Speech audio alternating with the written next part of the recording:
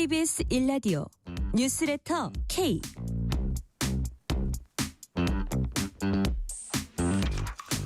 안녕하세요. 뉴스레터 K 진행하는 전종철입니다. 정청래 민주당 대표가 조국혁신당에 합당을 전격 제안했습니다.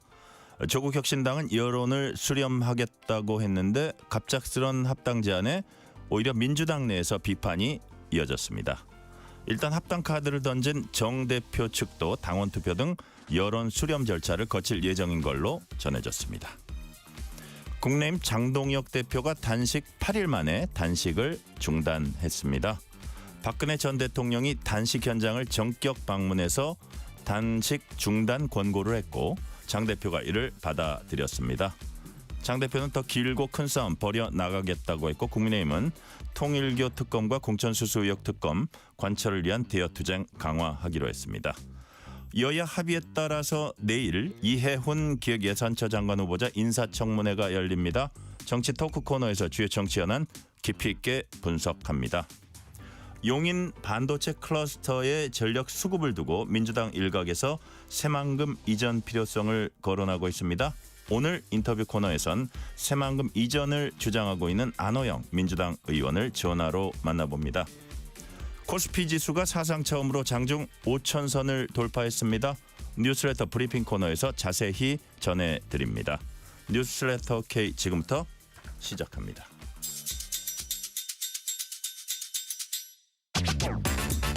뉴스레터 K 정치 토크입니다. 김수민 시사평론가, 김기영 국민의힘 미디어 대변인 나오셨습니다. 어서 오세요. 안녕하세요. 네, 안녕하세요. 정청래 민주당 대표가 오늘 이제 합당을 조국혁신당에 제안을 했습니다. 자, 정청래 민주당 대표 얘기 그리고 조국혁신당 대표 얘기를 차례로 이어서 들어보시겠습니다. 더불어민주당과 조국혁신당이 추구하는 시대 정신이 다르지 않다고 생각합니다. 따라서 6.3 지방선거를 따로 치를 이유가 없습니다. 더불어민주당과 조국혁신당이 이제 따로가 아니라 같이 시대 정신에 입각해 이재명 정부 성공이라는 공동 목표를 위해 원팀으로 같이 뛰어야 한다고 생각합니다. 두 당의 합당을 위하여 조속히 실무 테이블이 만들어지기를 바랍니다. 어제 늦은 오후 정청래 대표님을 만나 오늘의 발표 내용을 전달받았습니다. 갑작스럽지만 제안의 무게가 결코 가볍지 않기에 최고위원분들과 함께 숙고했습니다. 조국혁신당은 정청래 대표님이 언급한 이재명 정부의 성공과 정권 재창출이라는 목표에 전적으로 동의합니다. 우리 당과 민주당은 일관되게 그 길을 함께 가고 있습니다. 자, 김수민 평론가님, 이 시점에 민주당이 조국혁신당의 합당을 제안한 배경이 뭘까요? 일단 민주당이 지지율상으로 국민의힘한테 뒤처지는 것도 아니고 명확하게 우세를 보이고 있는 그런 상황이거든요. 네. 그렇기 때문에 덧셈 정치를 새삼하겠다라고 해서 통합을 하는 것 같지는 않습니다. 조금 다른 목적이 있다고 봐야 될 것 같은데 일단 이게 당 차원에서 진행된 일이 아니라 정청래 대표가 좀 단독 질주를 해서 일어난 일이거든요. 그걸 봤을 때는 정 대표에게 두 가지 정도 있지 않을까 싶어요. 당 밖에 있는 세력을 규합하면서 민주당의 색깔도 강화하고 어떻게 보면 친명 대 친청 구도 명확하게 분간은 안 가는 구도긴 합니다만 조금 더 본인이 대변하고자 하는 그 우선적으로 대변하는 그 세력의 농도를 더 짙게 만들겠다라고 하는 그런 의도가 또 있는 것으로 보이고 그리고 지방선거를 목전에 두고 합당을 추진하는 것보다는 조금 그래도 반년 가까이 남아있는 상황에서 하는 것이 더 무난할 거다 이런 판단에서 조금 서두른 것이 아닌가 이렇게 생각이 됩니다. 네.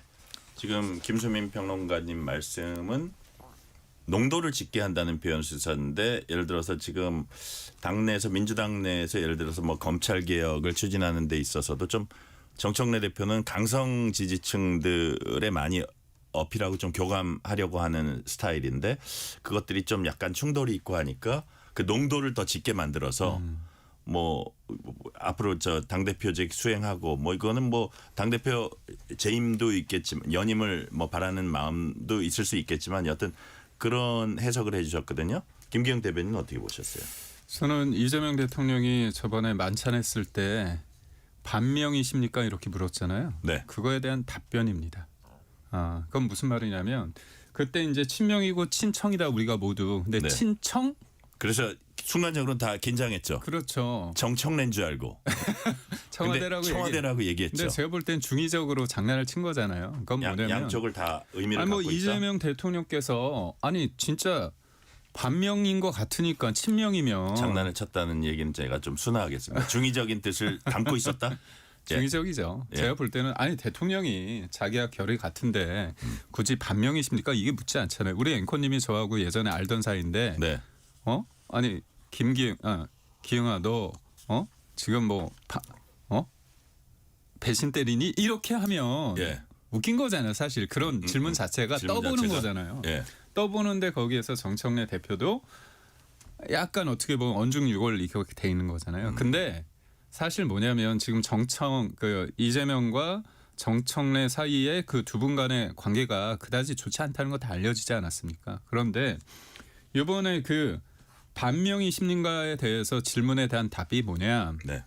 내가 조국 혁신당과 합당을 하겠다 이겁니다. 근데 조국 혁신당은 어떤 당입니까? 친문이잖아요. 전형적인 친문. 정청래는 친명이 아니라 2018년도에 어떤 얘기를 했냐면 경기도지사는 말만 하면 당내 분란이 일어난다. 그냥 싫다 이렇게 얘기했습니다.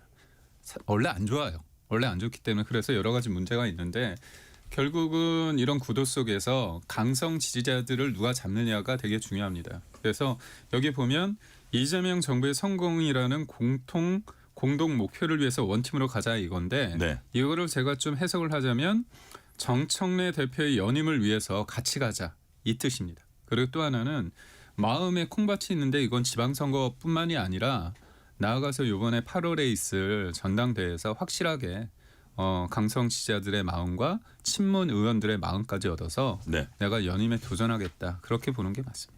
자, 좀 어쨌든 강성 지지층의 비율을 더 많이 해서 정치적으로 좀 유리한 지형을 만들고 싶어하는 그런 측면도 담겨 있지 않겠느냐. 김수민 평론가님 말씀해 주셨고 또 역시 비슷한 맥락에서 김기영 대변인도 어떤 전당대회를 염두에 둔 어떤 포석이다 이렇게 이제 해석을 해 주셨고요. 물론 뭐 지방선거에 더 그러니까 시너지를 발휘하기 위한 그런 목적도 있을 겁니다. 그걸 자기 입으로 밝혔듯이. 자, 그렇다면 조국 대표 아까 말씀 들으셨잖아요. 이게 막 중차대한 문제고 뭐 가는 길이 다르지 않고 뭐 어떻게 이 말만 보면은 어떤 당내 절차를 거쳐서 같이 그냥 합당으로 갈 것 같은 그런 약간 느낌도 들긴 드는데 우리가 그거는 단언할 수 없습니다. 어쨌든 그 과정은 이제 지켜봐야 될 것 같고 자 당원과 국민 여론 수렴해서 결정하겠다 이렇게 조국 대표 밝혔는데 김수민 평론가님 보시기에 합당이 될 거다 안 될 거다? 될 가능성이 높다. 라고 예. 봅니다. 예. 조국 혁신당에서 최근에 국힘 제로, 부패 제로 이런 선거 구호를 내걸었거든요. 국힘 제로라고 내걸었는데 근데 이게 조국 혁신당하고 좀 안 맞아요. 구호가. 왜냐하면 국힘 제로를 만들려면 국민의힘 지지율을 상당 부분 잠식하는 정당이어야 합니다. 네. 과거에 국민의당처럼 안철수 전 대표가 민주당이 있다가 탈당을 했지만 국민의힘 표밭도 상당히 잠식을 한 것으로 그렇게 드러났었거든요. 네. 근데 조국 혁신당은 그런 성격의 정당은 아니에요. 어떻게 보면 친박연대 미러링 민주당판이라고 볼 수 있는 더 이 중간 영역보다는 좀 핵심 지지층, 민주당 핵심 지지층에 가까운 정당인 거죠. 그런 의미에서 차별성도 그렇게 부각이 되지 않는 측면이 또 있는 거고, 그러니까 민주당보다 더 민주당 같은 그런 정당이라고도 표현할 수 있는 거거든요. 그러니까 민주당의 강성 지지층들이 모인 네. 정당 같은 정당. 예, 독자적으로 서기가 어렵다는 게 드러난 거는 총선 때 정당 지지율이 24%나 나왔습니다. 네네. 근데 지금 여론조사 지지율을 보면 5% 이하 수준이거든요. 그리고 총선 때도 이미 여론조사를 심층 분석할 때 드러났던 게 조국 혁신당 지지층의 이재명 당시 민주당 대표에 대한 긍정 평가도가 민주당 지지층보다 더 높은 것으로 드러났어요. 이게 좀 주의가 필요한 대목인데 네. 당시 범민주당 지지층은 정당 지지율에서 정당 투표를 할 때 더불어시민당과 조국혁신당으로 비슷하게 흩어졌는데 네네. 더불어시민당 쪽을 지지한 시민들이 오히려 그냥 추상적인 민주당 지지가 있을 뿐 굉장히 강성 지지층은 아닌 쪽이 더 있는 거고 조국혁신당이야말로 굉장히 알짜 핵심 지지층들이 많이 들어가 있었거든요. 근데 그 지지층들이 총선이 끝나니까 민주당으로 자연스럽게 복귀를 해버리면서 지금의 지지율로 빠져버린 겁니다. 네. 그렇다면 조국혁신당 입장에서는 독자적으로 생존하기는 상당히 어려운 그런 측면이 있는 거고 저는 이번에 정청래 대표가 조국 대표에게 공세를 취한 측면도 있다고 봐요. 그래요. 네, 최근에 민주당 기류가 조국혁신당하고 우리가 왜 굳이 통합을 해야 돼? 알아서 하라 그래. 약간 이런 기류였는데 정청래 대표가 기회를 준 거잖아요. 근데 그 말인즉슨 반대로 뒤집어서 말하면 이번 기회에 못 잡으면 너희는 안 될 것이다. 안 될 것이다. 네. 교섭단체도 안 되고 우리하고 합치지 그렇죠. 않으면 뭐 그런 메시지도 있다 이거죠. 네, 그 민주당의 박지원 의원이 조국혁신당한테 정의당의 길을 가지 말라고 했는데 정확하게는 정의당의 길이 아니라 유시민의 길이에요. 민주당 바깥에서 계속 버텼던 유시민과 국민참여당이 어떻게 되었는가, 결국에 독자적 영토가 없어지지 않았는가라고 하는 부분 이런 것들을 참고해 보면 정청래 대표는 어쩌면 조국 혁신당에게 마지막 기회를 준 것이다. 네. 어떻게 보면 공세의 성격도 있다고 봅니다. 자, 김기웅 대변인께 여쭤보기 전에 김수미 평론가께 하나 더 여쭤보면 아무래도 이거를 그냥 당내 수렴 절차부터 거치고 이거를 뭐 얘기를 많이 하면은 이게 아예 제안조차도 안 갈 거다 이런 생각을 했기 때문에 먼저 띄워놓고 이후에 선 에드벌룬 후 당내 여론 수렴 뭐 이런 생각을 했을 것 같아요. 지금 나타나는 결과는. 그래서 이제 뭐 모경종 장철민 의원 좀 비판도 하고 그러는데 자 그렇다면 이것이 실제로 어떤 민주당 지금까지는 범여권이라는 표현을 썼는데 이게 하나의 민주당이 된다면 긍정적인 효과를 바라볼 수 있는 부분이 있을까요? 근데 시너지 효과라는 건 어느 정도의 차이가 있는 사람들이 통합을 했을 때 예, 예. 시너지 효과가 발생을 하는 건데 사실 민주당 조국혁신당의 통합은 좀 동업 반복에 가까운 것 같아요. 그런 의미에서 제가 아까 말씀드렸던 게 전체 정당 정치 지형의 변화보다는 당내 지형의 변화를 불러일으킬 가능성이 높다라고 네. 하는 거고 사실 이게 친명 대 친청이라고 부르지만 정확하게는 친청이라기보다는 좀 민주당 본류라고 할 수 있는 흐름이 있어요. 그러니까 일본 자민당의 본류가 있고 방류라고 하나 하여튼 아베파가 또 따로 있듯이 우리나라도 이재명 대통령 쪽 팬덤은 좀 개인 인물 팬덤에 가깝고 네. 근데 이게 인물 팬덤으로 환원해서 설명할 수 없는 정당 팬덤에 해당하는 쪽이 좀 정청래 대표가 대변을 하고자 하는 쪽이거든요. 네. 그쪽의 힘을 좀 더 강화시키는 그런 방향으로 진행이 될 가능성이 높고 그리고 또 묘한 거는 정청래 대표랑 조국 대표가 지지 기반이 겹칠 수가 있는데 네. 이걸 흡수시켰을 때 사실 양쪽 간에도 경쟁이 벌어질 수 있다라고 하는 거예요. 어떤 의미에서는 정청래 대표가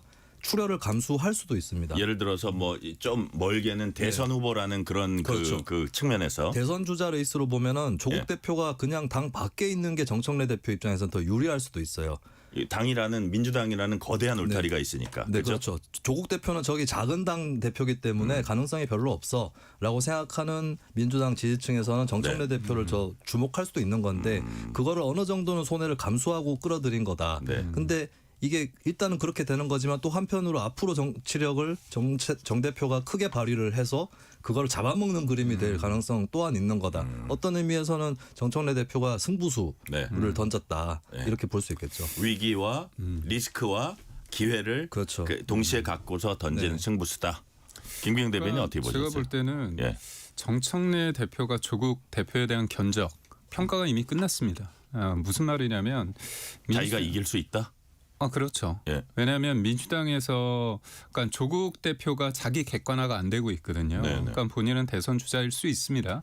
그런데 이재명 대통령이 이제 이른바 사법 리스크로 인해서 뭔가 있을 때 플랜 B로서의 어떤 존재감이 있었어요. 그러니까 본인 자체로서의 어떤 조국 대표의 존재감이 별로 없었고 이재명의 뭔가 문제가 있을 때 우리한테는 조국이 있다 이런 상황이었거든요. 근데 참 역설적으로 이재명 대통령 입장에서는 조국을 사면시키기 싫었을 거예요. 근데 어떻게 보면 떠밀리듯 사면시켰는데 이게 도리어 조국을 더 죽이게 만들었다. 한 번도 제대로 반성하지 않는 사람이 한 번도 형에 대해서 제대로 치르지도 않은 거죠.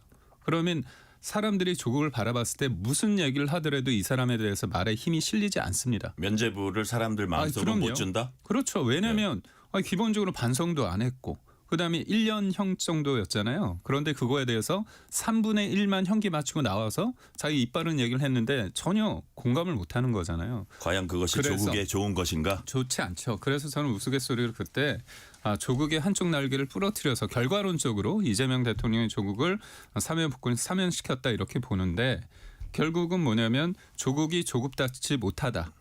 물론 이제 답다는 표현도 어불성설이긴 하는데 여튼 큰 존재감이 없기 때문에 조국이 들어와도 내가 충분히 컨트롤할 수 있다고 보고 있고 우리 평론가님 말씀하신 것처럼 이게 1+1이 2가 되는 형국은 아닙니다. 어차피 1중대 2중대의 차원이었습니다. 그러면 왜 선거 때 어차피 부산하고 뭐 서울 같은 경우는 같이 하는 거였어요. 호남에서만 경쟁하는 건데 굳이 이 상황에서 들려왔느냐.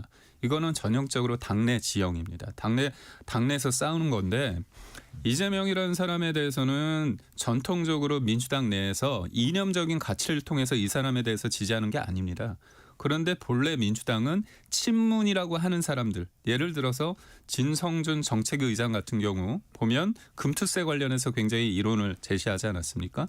이런 어떤 전통적인 친문 위주의 그런 목소리를 정청래 대표 입장에서는 그들의 목소리를 내가 가져올 수 있다고 생각이 드는 거거든요. 그리고 원래 그쪽이 주류였습니다. 네. 그렇다면 자, 네네. 자, 하나를 더 질문 김기영 대변인께 드리자면 그렇다면 그쪽에는 민주당과 조국혁신당이 있다면 그 반대편에는 네. 국민의힘과 이제 개혁신당이 있잖아요. 개혁신당은 최근에는 이제 그 장동혁 대표 단식현장도 이준석 대표가 방문하면서 정책연대 이런 측면에서 더 공고해 보이는 그런 모습을 보였는데 적어도 정당 간의 합당 이런 문제에 있어서는 지금까지 일관된 이준석 대표의 입장은 뭐 이른바 윤석열 전 대통령과 확실히 더 절연해라 이런 입장이었거든요. 그렇죠. 그럼 이런 움직임에 따라서 어떤 좀 변화 이 보수 야권에 있어서의 합당에 약간 속도를 낼 수는 있다고 보세요. 그럼요. 작용과 반작용이 되는 거죠. 그러니까 이런 이쪽 진영에서 합친다고 하면 우리 입장에서도 당연히 합쳐야 된다는 그런 목소리가 커질 수밖에 없고 네. 저는 이준석 대표가 대통령 후보로 나간 것과 지방선거 나가는 건 다릅니다. 지방선거는 사람들을 채워야 되거든요. 채우는 게 쉽지 않습니다.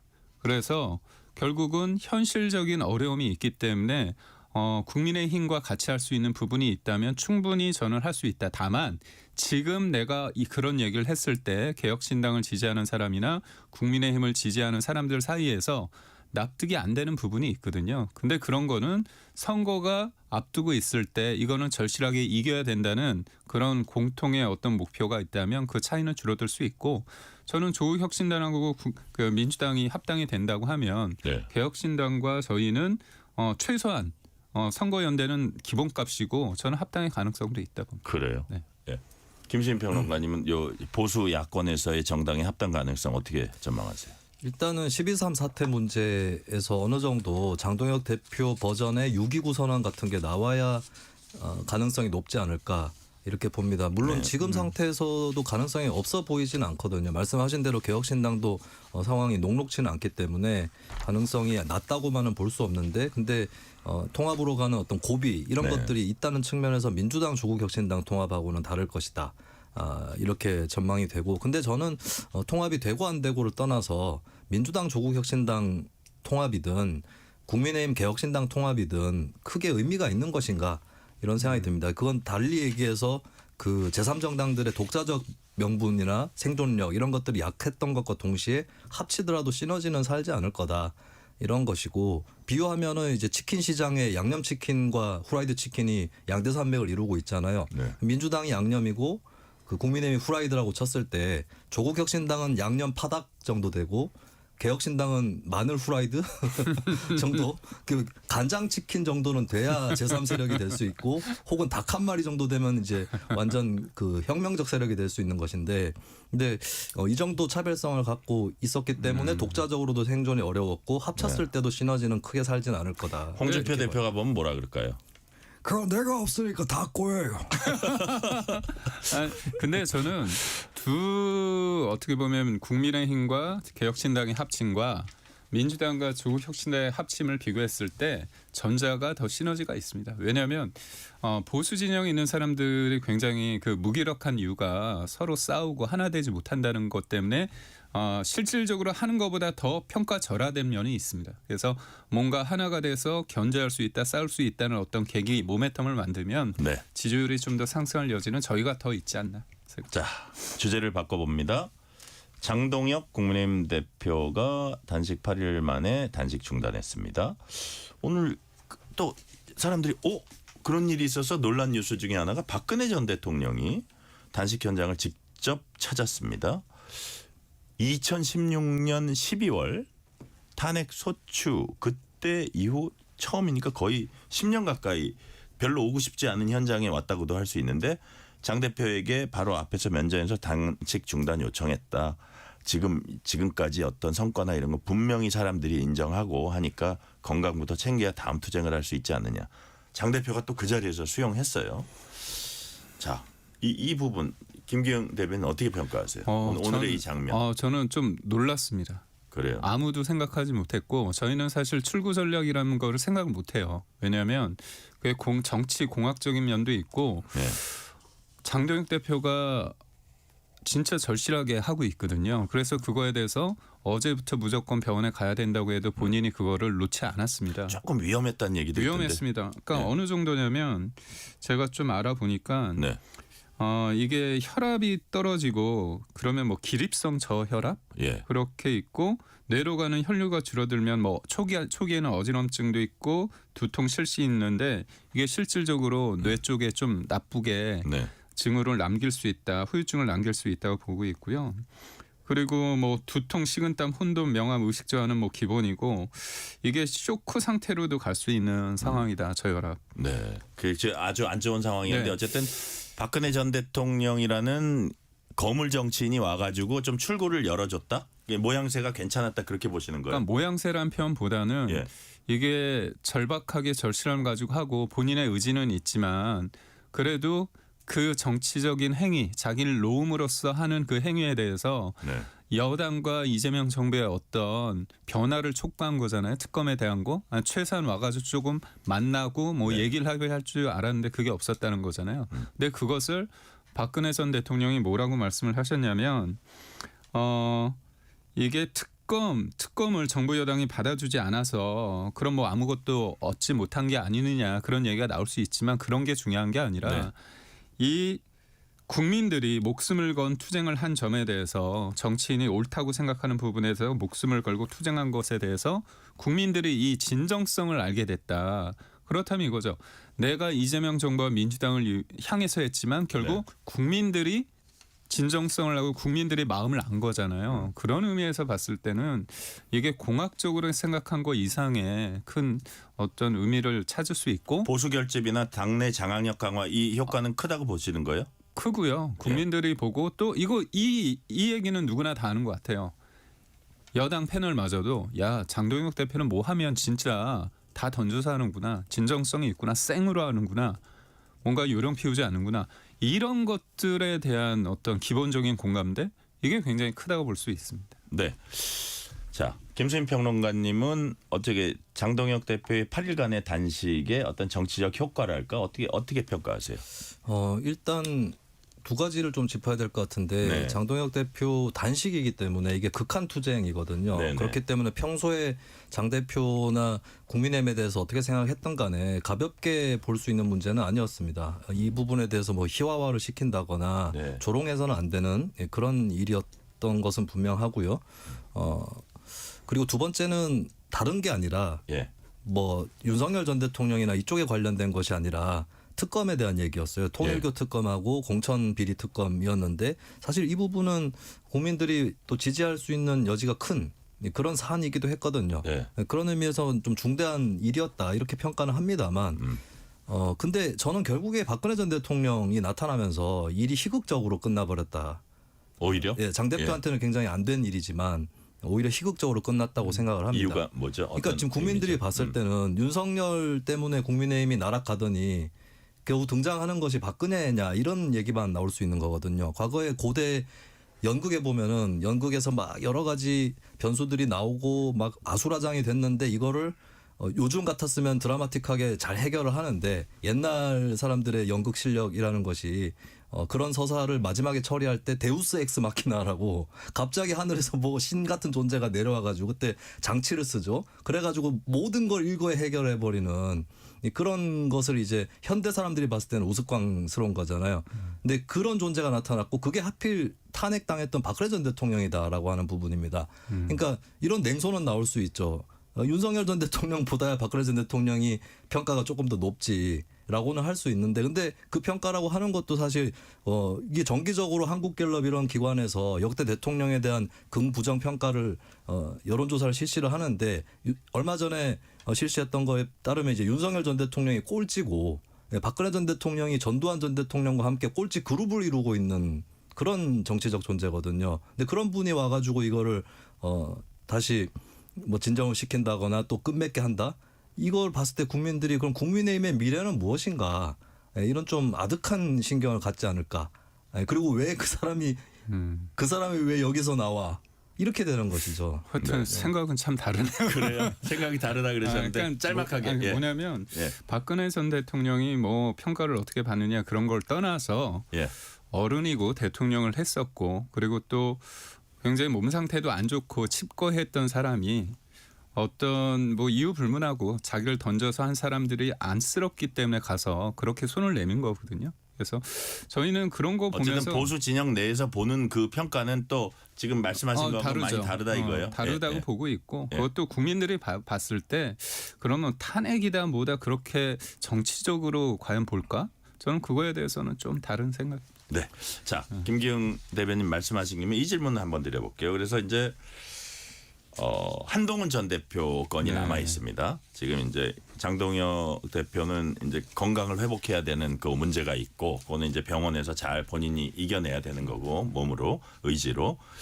자, 근데 이제 한동훈 전 대표 문제를 과연 어떤 식으로 해결하냐. 근데 이제 지금 모양새를 보면 오늘 이준석 대표가 또 한동훈 전 대표를 약간 비난하는 듯한 왜 이를 이 정도도 이렇게 뭐 네. 이렇게 그 뭐 풀어 나가 가지고 어떻게 정치적으로 중요한 현안들 풀어 나가냐 하고 예를 들어서 뭐 여러 가지 여기에서 조금 더 한 발짝 다가서지 못한 거를 비난하는 것 같기도 하고 그런데 한동훈 전 대표 입지가 좀 좁아져 보이기도 하는데 지금 요 타이밍에는 요 문제는 어떤 식으로 매듭지어질 거라고 전망을 하세요? 저는 여러 가지 정치적인 예. 능력의 부재를 고스란히 드러냈다. 아쉽다고 생각합니다. 한동훈 전 대표 한동훈 전 말씀하시는 대표 거예요? 관련해서 왜냐하면 쉽게 풀 수 있는 문제를 어렵게 보고 있다. 이게 가족 문제였잖아요. 쉬운 문제입니다. 가족한테 물어봐서 와이프한테 썼냐, 썼다면 어떤 거 썼냐. 그렇다면 2023년 11월에 문제가 불거졌을 때 쉽게 풀릴 수 있는 문제고 썼는데 이거에 대해서 좀 부적절하다면 죄송합니다. 그렇으면 끝날 문제입니다. 근데 계속 이거를 계속 끌었잖아요. 그리고 이 문제 관련해서 여튼 당내 문제가 생겨서 제명이라는 것 때문에 여러 가지 당내 어떤 분란이 일어났습니다. 그런데 이 문제를 풀어가는 방식이 말보다는 행동으로 장동혁 대표가 단시를 하기 때문에 찾아가서 그러니까 이거를 맞다 그르다 누가 이긴다 진다의 문제로 보는 게 아니라 네. 가서 그냥 손 잡아주고 얘기하면 사람들이 아 그래 힘들 때는 그래도 싸우다가도 어떤 사람이 아프면 그거에 대해서 아픈 게 먼저지 네가 옳다 그르다 문제는 아니잖아요. 그런 문제에 있어서 참 이런 것들을 옳고 그름의 문제, 이기고 지고의 문제로 치환해서 굉장히 타이밍을 놓친다. 그러니까 정치인한테 가장 중요한 거는 논리의 문제가 아니라 공감과 어떻게 보면 헌신과 결단의 문제인데 그걸 굉장히 못하고 있다. 네. 그런 측면에서 저는 굉장히 소중한 타임을 놓쳤다. 그리고 다른 것도 아니고 지금 이재명 정부와 민주당에 대한 향해서 하는 거잖아요. 정치는 일종의 쇼입니다. 그거에 대해서 진정성은 그 과정 속에서 하는 거지 의도조차 의심하고 그거를 받아들이지 않으면 뭐 할 수 있는 게 없거든요. 네. 그런 그래서 측면에서 이거 하나 여쭤볼게요. 네. 그러면 지금 예상된 중징계가 나올 가능성이 높다고 보세요? 저도 그 부분에 대해서는 제가 뭐라고 참 할 수 예를 들어서 만약에 네. 중징계가 나오고 제명 결정이 나왔을 때 당이 어떤 그 결집해가지고 지방선거로 나가는데 그게 플러스가 그러니까 된다고 지금 보세요. 어떻게 보면 예. 저는 또 다른 라운드가 펼쳐졌다고 봅니다. 그래요. 그러니까 결국은 한동훈 전 대표의 문제가 있었는데 제명권이 있었는데 네. 그게 장동혁 대표가 이 단식을 통해서 또 다른 형태로 이게 버전이 바뀌었다고 보거든요. 새로운 네네. 국면이 전가되기 때문에 이 한동훈 전 대표에 대한 이 제명에 대해서 어떻게 하느냐가 됐을 때 네. 도리어 이 새로운 전국, 새로운 국면에서 마이너스가 될 수 있다는 생각을 할 수 있거든요. 예. 그렇다면 이 부분에 대해서는 좀 더 어떻게 풀지를 좀 봐야 되고 어떻게 풀지 우리가 고민할 때 한동훈 전 대표의 입장이 나와야 된다고 봅니다. 네. 어떻게 매듭지어야 된다고 보세요, 김수인 평론가님? 근데 이게 참 저는 웃음이 나는 것이 네. 만약에 당원권 정지하고 경고 이 사이에 정도 있다면 그건 네. 사과를 하고 안 하고가 중요한 변수가 되겠죠. 근데 예. 이건 제명을 하고 안 하고의 문제인데 여기서 사과가 그렇게 중요한 것인가? 사과하면은 제명을 안 할 정도였으면 애초에 제명 그 의결이 나오는 상황이 없었어야 되는 거거든요. 이미 올 때까지 와버렸고 어떤 결과가 되든 간에 썩 좋지 않을 거다. 그리고 지금 안철수 의원이나 이준석 대표는 네. 한동훈 전 대표 책임도 크다라고 얘기를 하고 있는데 이게 또 막상 제명이 돼버리면 또 달라질 거예요. 그래요. 네, 그렇게 되면은 한동훈 전 대표에 대한 동정론이라든가 이런 것들이 또 불거질 거기 때문에 그렇게 또 가버릴 경우는 또 한 전 대표가 오히려 기회를 잡을 수도 있다 이렇게 봅니다. 네, 실시간 교통 상황 알아보겠습니다. 라디오 교통정보센터 임초희 리포터 나와주세요. 네, 이 시각 교통정보입니다. 서울 시내 주요 도로 거의 대부분의 곳에서 퇴근 정체입니다. 동부간선도로 의정부 쪽 성수분기점에서 월릉분기점까지 정체가 심해졌습니다. 월계 1교에서 상계교까지도 많이 막히고요. 북부간선도로 종안방향 목동 나들목에서 하월고까지 정체입니다. 내부순환도로 성산 쪽은 마장에서 종암, 다시 기름램프에서 성산까지 각각 많이 밀리고요. 강변북로 구리 쪽으로 마포대교부터 사고가 있는 한남대교 쪽으로 정체입니다. 4차로에서 처리 작업 중이라 주의를 하셔야겠습니다. 사고 구간 지나서는 성수대교에서 구리시계 쪽으로 더딘 흐름이고요. 경부고속도로 서울 방향 안성분기점에서 교통량이 많이 늘었습니다. 더 가서는 수원 부근 1, 2차로에서 사고 처리 중이라 뒤로 기흥동탄부터 어렵고요. 이후에는 양재에서 반포까지 정체입니다. KBS 교통정보센터였습니다. 퇴근길 당신과 함께 읽는 세상 이야기 KBS 1라디오 뉴스레터 K 문자 샵 9730 짧은 문자 50원 긴 문자 100원 어플리케이션 콩은 무료 유튜브 KBS 1라디오 계정 채팅창도 열려 있습니다. 실시간 교통 상황 살펴봤습니다. KBS 라디오 뉴스레터 K 정치 토크 김수민 시사평론가 김기영 국민의힘 미디어 대변인과 얘기 나누고 있습니다. 자, 아까 장동혁 대표 얘기 우리가 쭉 해봤는데 역시 이제 단식을 했던 이유가 통일교 특검, 그 다음에 민주당 공천원금수수 의혹 특검, 쌍특검 이제 촉구하는 단식이었는데 이에 대한 송원석 국민의힘 원내대표 얘기 들어보시겠습니다. 특검의 존재 이유는 살아있는 권력에 대한 수사입니다. 쌍특검 도입의 목적은 집권 여당의 실세 의원들이 관련되어 있는 살아있는 권력의 비리를 수사하자는 국민적인 요구입니다. 특히 이재명 대통령은 김병기 의원 공천 뇌물 사건 당시 당대표였습니다.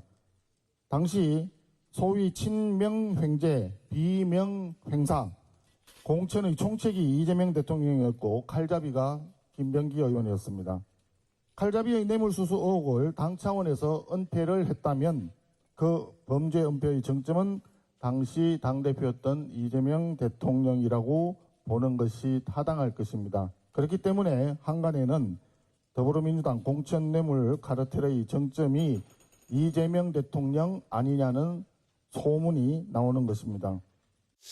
어차피 지금 이제 송원석 원내대표 얘기는 특검의 당위성을 얘기하면서 이제 이재명 대통령까지 얘기를 해서 이제 민주당원들 입장에서는 되게 불편한 말일 수는 있지만 여하튼 당대표였고 당대표가 이제 공천의 최종 책임을 지고 있고 그 밑에 가장 넘버 2에 가까운 그 검증위원장을 김병기 의원이 맡았는데 또 본인에 관한 의혹을 뭉개버리지 않았을까 하는 의혹도 받고 있고 그래서 이런 것도 시스템이 아니냐 하고 그냥 강선우 의원 의혹이 있고 김경 의혹이 있는데 쭉 어제 오늘 뉴스를 보니까 또 김경은 또 다른 의혹이 있다 막 이런 식으로 또 그 선관위를 통해서 경찰이 또 다른 녹음 파일 또 돈을 어디다가 질르려 그랬다는 이런 그 시도를 하려 그랬다는 자 그렇다면 이게 여기저기 흩어져서 경찰이 할 수 있는 수사입니까?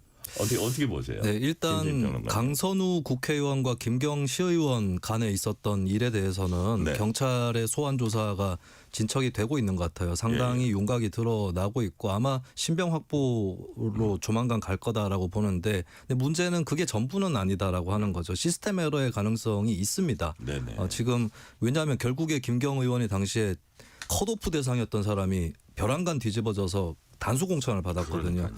예, 이거는 강선우 의원 독자적으로 할 수는 없는 일이기 때문에 열어놓고 생각을 해야 될 부분이고 그리고 김병기 의원까지 가면 김 의원 같은 경우는 또 본인 문제를 경찰을 통해서 유착을 해가지고 무마했다라고 하는 혐의가 또 있는 거잖아요. 네, 네. 경찰이 또 수사 대상이 되는 그런 사안일 수도 있습니다. 그러니까요. 그런 측면에서 저는 원칙적으로 이건 특검으로 가는 것이 어떻겠는가라고 생각을 할 수밖에는 없을 것 같고 네. 네, 이 부분을 민주당에서 피하기보다는 오히려 적극 수용을 해서 털고 가자라고 얘기를 하는 것이 과거에 노무현 전 대통령 그 재임 당시에도 본인 측근들이 수감되고 이런 것들을 견디면서 그때는 검찰이 수사를 했었습니다만 특검은 안 받긴 했어요. 근데 검찰 수사를 회방하지 않았거든요. 예. 근데 그 결과로 또 뭐 한나라당 차떼기도 드러나고 이러면서 결과적으로는 그 당시 정치권의 대선에서의 천문학적인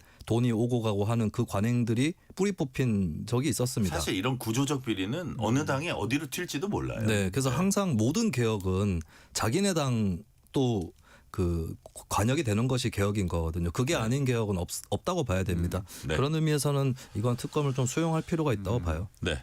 김경 대변인. 이게 그 상황을 보면 참 재밌는 게 김경 시의원이 네. 강선우 의원하고 일면식이 없는데 자기가 비례대표하고 나서 또 한 번 시의원 하고 싶어서 막 두루두루 알아보다가 이른바 전 서울시 의원을 통해서 만납니다. 보좌관을 만납니다. 그러고 나서 처음 김경 시의원을 호텔에서 만난 다음에 거기에서 돈을 줍니다. 예. 생판 처음 만난 사람한테 돈을 1억을 줍니다. 이게 무슨 의미냐? 그만큼 돈 공천이 만연하고 있다. 그리고 2020년도에 초선이었던 강선우 의원이 2년 만에 지방선거하면서 시의원한테 돈을 받는다.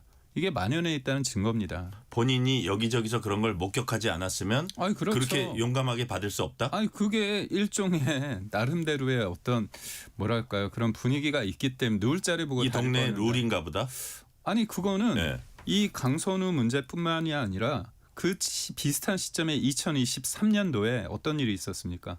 그 김병기 전 원내대표의 배우자가 그 구의원 관련해 가지고 딱 세배로 오니까 명절 때 구정 선물로는 많고 공천 헌금으로 적다고 얘기를 이게 하잖아요. 500만 원이었죠. 1,000만 원이었어요. 아, 1,000만 원이요? 1,000만 원이었어요. 그래요. 그러니까 결국 구의원은 1,000만 원 이상인데 야 너 왜 이거 어떻게 보면 견적 뽑아보지 않았냐 그런 거잖아요. 어떻게 보면 면박을 준 거잖아요. 네. 그러고 나서 뭐 나중에 또 1,000만 원 받긴 했는데 결국 시의원 구의원에 대한 단가가 이렇게 돼 있다는 거고 또 최근에 어제 나왔던 기사가 뭡니까? 김경 시의원이 2023년도 강서구청 보궐선거 나가고 싶어가지고 여러 군데 찔렀다는 거잖아요. 그리고 오늘 보도를 보면 네. 김경 공천현금 녹취 120여 개 황금 PC 확보 이게 돼 있습니다. 예. 그러니까 녹취가 존재한다는 거잖아요. 그렇다면 여기에 현직 의원도 언급이 돼 있고 여러 명이 언급이 됐다는 겁니다. 이게 게이트로 번질 수 있다? 기본적으로 게이트죠. 그 다음에 또 영등포 구청장이 되려고 뛰어대는 거 아니에요? 그렇죠. 거기에는 이제 김민석 지금 총리 이름이 언급되고 있고 그것도 그러니까 이분은 뭐냐면 돈을 통해서 계속 자기가 의원직 공천을 받고 이렇게 여러 가지 네.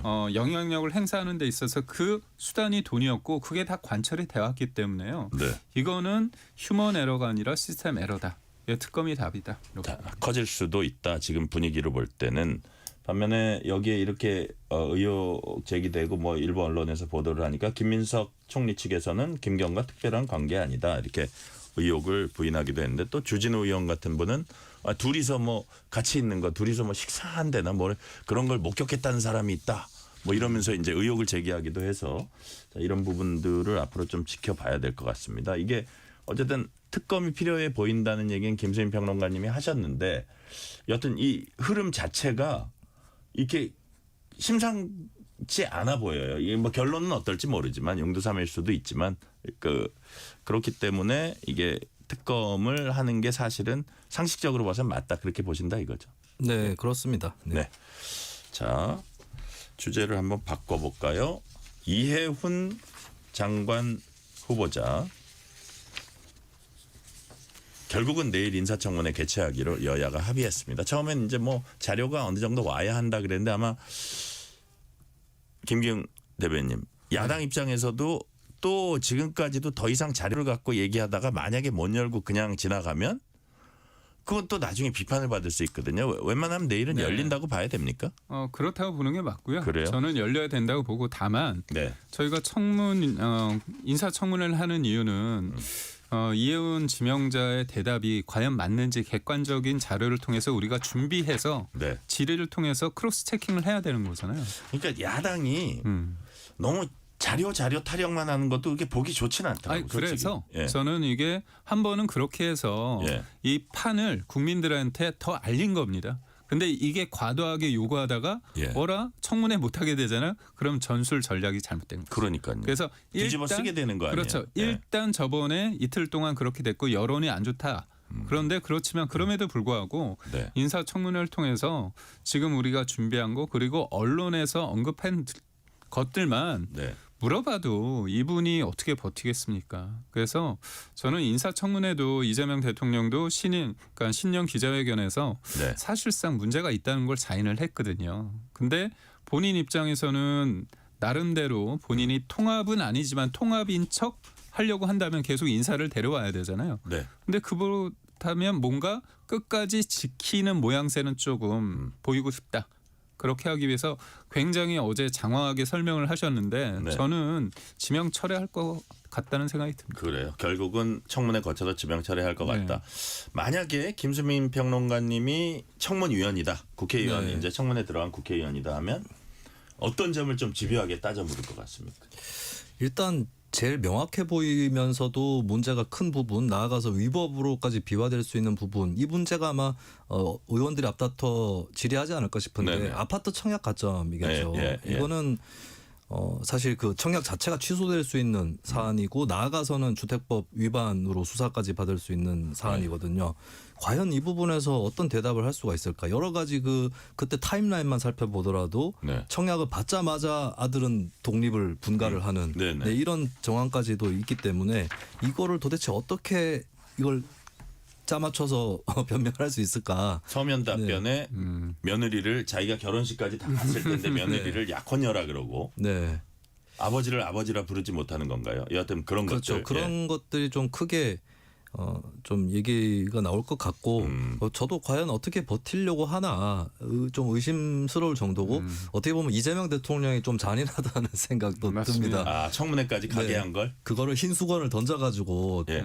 내려야 되는 건데 얻어 터지는 걸 확인을 하고 하겠다라고 저도 지명 철회를 하는 쪽으로 예상을 하고 있거든요. 그 여당 의원들도 그렇게 호락호락하지 않을 것 같아요. 특히 이제 제 생각에는 어차피 야당은 도덕성 쪽에 집중할 거니까 여당 네. 의원들은 그거를 질문하는 도덕성 질문하는 사람들도 있겠지만 예를 들어서 당신의 지금까지 경제 철학은 뭐였는데 지금 어떻게 하겠다는 거냐 이런 부분 좀 네. 물어볼 것 같지 않아요? 근데 저는 여당도 도덕성 검증을 할 것 수 같아요. 있을 예, 거라고 봐요. 예. 왜냐하면 정책적인 부분은 이해훈 후보자가 국민의힘 소속이었었지만 한편으로 일부를 좀 보면은 조금 뭐 경제 민주화를 강조했다거나 이런 이력도 있는 네네. 거고 또 그래요. 이해훈 후보자도 확장 재정에 대해서는 본인이 동의한다는 쪽으로 얘기를 하고 있거든요. 그리고 논리적으로 이론적으로 확장 재정하고 건전 재정이 모순되는 건 아닙니다. 물론 그걸 모순되지 않게 하려면은 고도의 정책이 필요하긴 합니다만 모순되는 건 아니기 때문에 그래서 본인이 확장 재정 또 하면서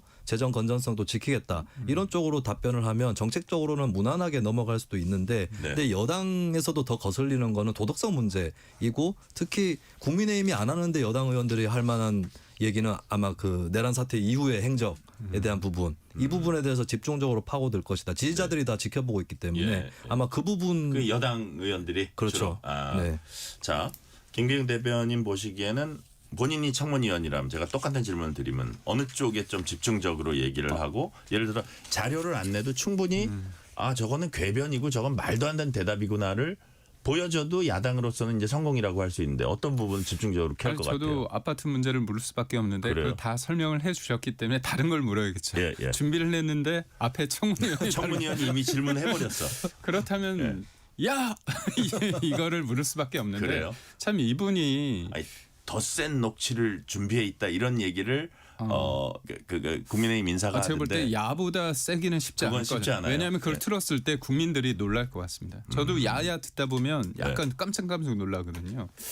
제가 이 말씀을 왜 드리냐면 이분이 기도를 하는데 자기가 굉장히 자기 감정 컨트롤이 안 되는 이런 부분을 알고 있더라고요.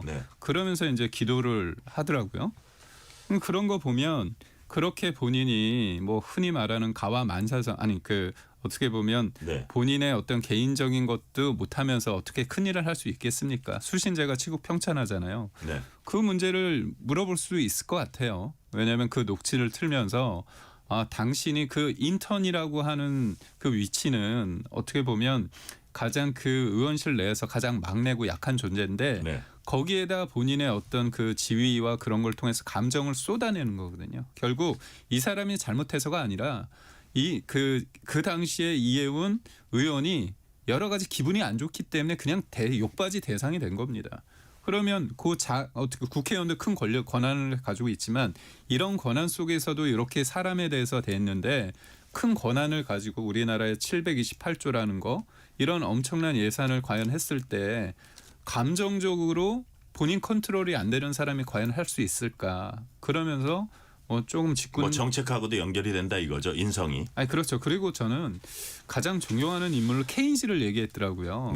케인즈. 근데 자기가 이재명 대통령 관련해서 비판할 때 확장재정이나 기본소득이나 그 포퓰리즘을 다 얘기했는데 권력을 주어지고 장관시켜준다고 하니까 누구보다 빠르게 세탁해서 케인즈를 존경한다고 하니까 뭐 밀턴 프리드만이나 그런 사람을 존경한다고 하면 납득이 되고 이재명 대통령이 어제 뭐라고 얘기했냐면 보수적인 어떤 생각 그런 부분도 중요한 거 아니냐 그런 얘기를 했어요. 근데 본인은 보수적인 생각을 가지고 있으면서 이재명 정부에 있어서의 어떤 확정 재정, 포퓰리즘 정책에 대해서 뭔가 자기가 쓴소리 역할을 한다.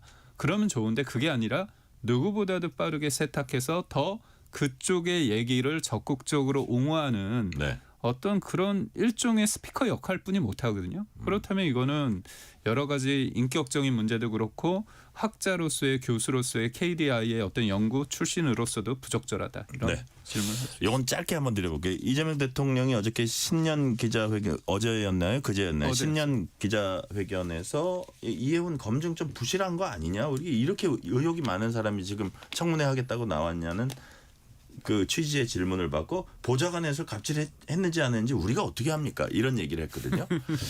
자, 김수민 평론가님, 예를 들어서 평판조회 해보면 이런 거는 좀 쉽지는 않아도 어느 정도 알 수 있는 거 아니에요? 아파트 청약 가점 포함해서 이게 잡아내기 어렵다라고 표현할 수는 있어도 불가능할 정도는 아니거든요.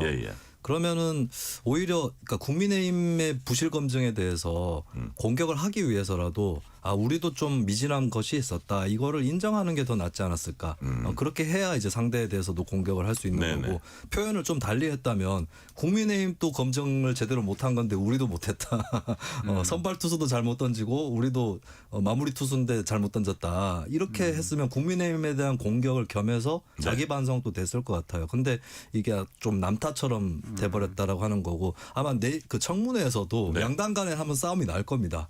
그쪽에서 어떻게 검증을 한 거예요?라고 서로 얘기를 할 텐데, 근데 국민들이 다 보고 있고 양쪽 다 책임이 있다고 생각하시는 국민들이 많기 때문에 네. 좀 이런 것들을 적절하게 소화했으면 좋겠습니다. 네, 김경 대변인 한 네. 1분 이내로 남았습니다. 예.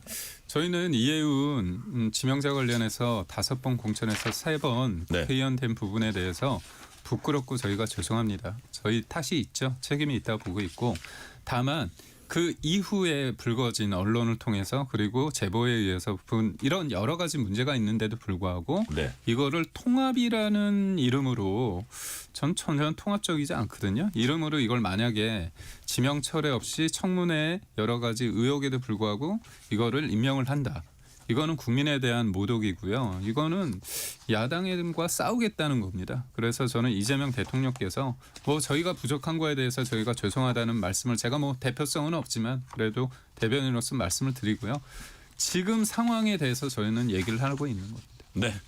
자, 지명 철회 쪽으로 가지 않을까 이런 예상을 두 분이 다 해주셨어요. 오늘 말씀은 여기까지 듣겠습니다. 지금까지 김수민 시사평론가, 김기흥 국민의힘 미디어 대변인이었습니다. 오늘 말씀 감사합니다. 고맙습니다. 뉴스레터 K 1부 마치고 2부가 이어집니다.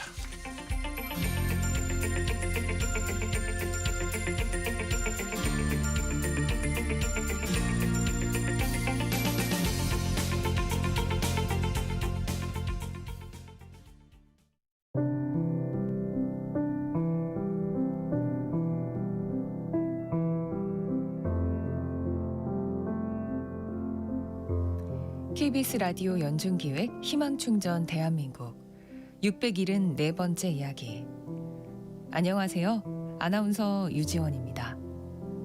10살 지석이는 태어날 때부터 몸이 많이 약했습니다. 세상에 나오자마자 중환자실로 옮겨졌고 수많은 검사와 치료가 이어졌는데요.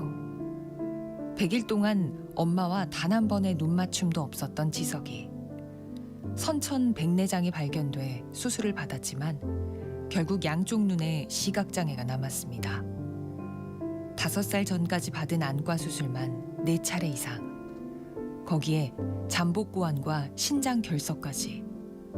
작고 약한 몸은 감당하기 힘든 큰 수술들을 여러 번 견뎌야만 했는데요. 최근엔 신경계와 근육 이상을 동반하는 로베 증후군이 의심된다는 소견까지 받은 상황.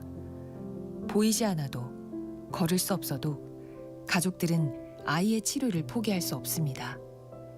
지석이의 아픈 시간이 희망으로 이어질 수 있도록 여러분의 응원과 마음을 보내주세요.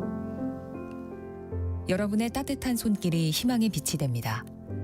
ARS 060-700-1580 060-700-1580 한 통화 3,000원으로 희망을 선물해주세요. KBS 라디오 연중기획 희망충전 대한민국은 초록우산 어린이재단, 인탑스 주식회사, 그리고 청취자 여러분과 함께합니다. ARS 060-700-1580 한 통화 3,000원입니다.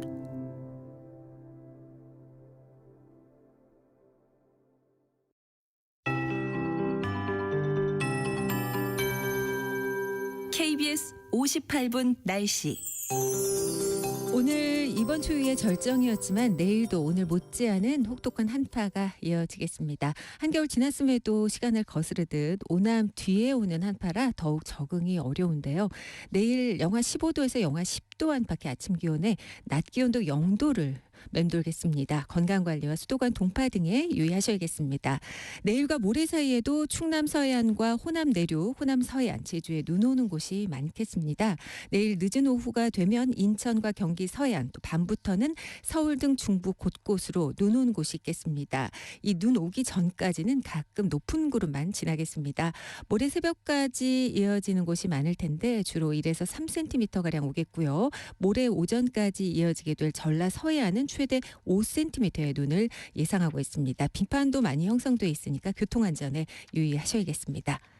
내일 아침 서울 영하 12도 등 영하 19도에서 영하 2도의 분포가 되겠고요. 낮 최고 기온 서울 영하 2도를 포함해서 영하 4도에서 영상 7도가 되겠습니다. 해안과 도서, 제주 위주로 해서 전국적으로 강풍이 이어지겠고 먼 바다 위주로 파도가 최대 4m 안팎으로 높게 일겠습니다. 한편 동쪽 지방의 건조함은 유지되고 있습니다. 현재 서울의 기온은 영하 7.9도입니다. 강혜종입니다.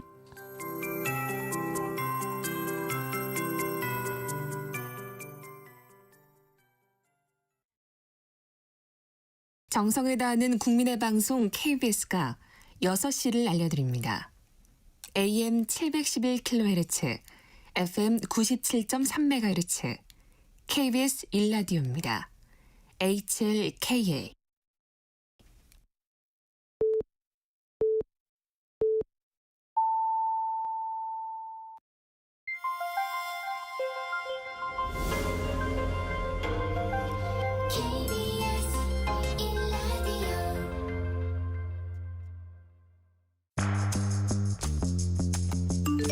여러분은 지금 퇴근길 시사편지 한 장, KBS 1라디오 뉴스레터 K를 듣고 계십니다.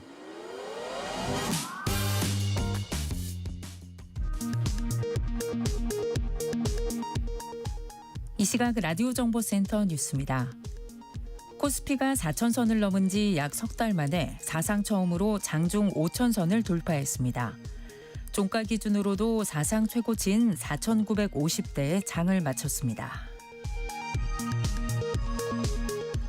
더불어민주당 정청래 대표가 조국혁신당의 합당을 전격 제안했습니다. 조국혁신당 조국 대표는 여론을 수렴하겠다고 밝혔고 민주당 내에선 비판이 잇따랐습니다. 국민의힘 장동혁 대표는 8일 만에 단식을 멈췄습니다. 여야가 이해훈 기획예산처 장관 후보자 인사청문회를 내일 열기로 합의했습니다. 경찰은 이 후보자 아들 병역 특혜 의혹과 관련해 고발인을 소환했습니다. 무소속 김병기 의원의 배우자 이모 씨가 공천헌금 의혹과 관련해 피의자 신분으로 경찰에 출석했습니다. 경찰은 김병기 의원 차남의 대학 편입 의혹과 관련해 김 의원 아들이 재직한 중소기업을 압수수색했습니다. YTN이 노사 간 단체 협약상 임명동의제를 거치지 않고 보도본부장 등을 임명한 것은 위법이므로 무효라는 법원 판결이 나왔습니다. 지금까지 라디오 정보센터 뉴스 편유이였습니다. 뉴스의 진수를 보여주는 인터뷰. 뉴 진수. 지난해 말 수면 위로 떠오른 경기도 용인 반도체 클러스터의 전력 수급 문제가 이전 논란으로까지 번지고 있습니다. 새만금으로 용인 반도체 클러스터를 이전하자는 주장과 이미 조성사업 시작된 국가산단사업 지역을 이전할 수는 없다는 주장이 맞서고 있습니다. 뉴스레터 K 인터뷰 코너에선 양측의 입장을 차례로 들어봅니다. 오늘은 먼저 새만금 이전 주장을 하고 있는 민주당 안호영 의원과 얘기 나눠봅니다. 지금 전화 연결돼 있는데요. 안호영 의원은 국회 기후에너지환경노동위원장을 맡고 있습니다. 자, 안호영 의원님 안녕하세요.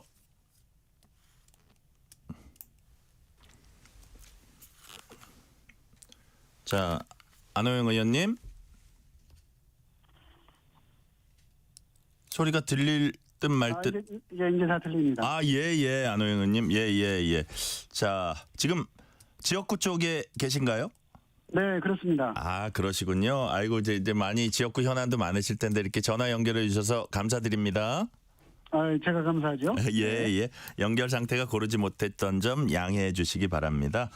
자, 이제 질문을 드려볼게요. 용인 반도체 클러스터 조성 사업 2042년까지 용인 천인구 일대 777만 제곱미터 규모 시스템 반도체 특화 국가산단 조성하는 사업입니다. 현재 용인에 지금 단지를 조성하고 있습니다. 자, 김성환 기후에너지환경부 장관이 전력 문제 얘기하면서 논란이 이제 일어나기 시작했었거든요. 김 장관이 그 당시에 뭐 어떤 언급을 했었던가요?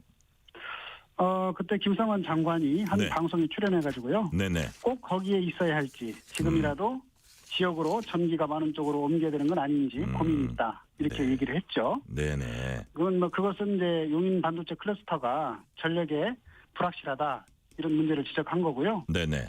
그 용인 반도체 클러스터가 최종 전력 수요가 약 15기가 정도인데요. 네. 지금 이제 공급 방안으로 9기가 정도 이렇게 좀 방안은 나와 있지만 네.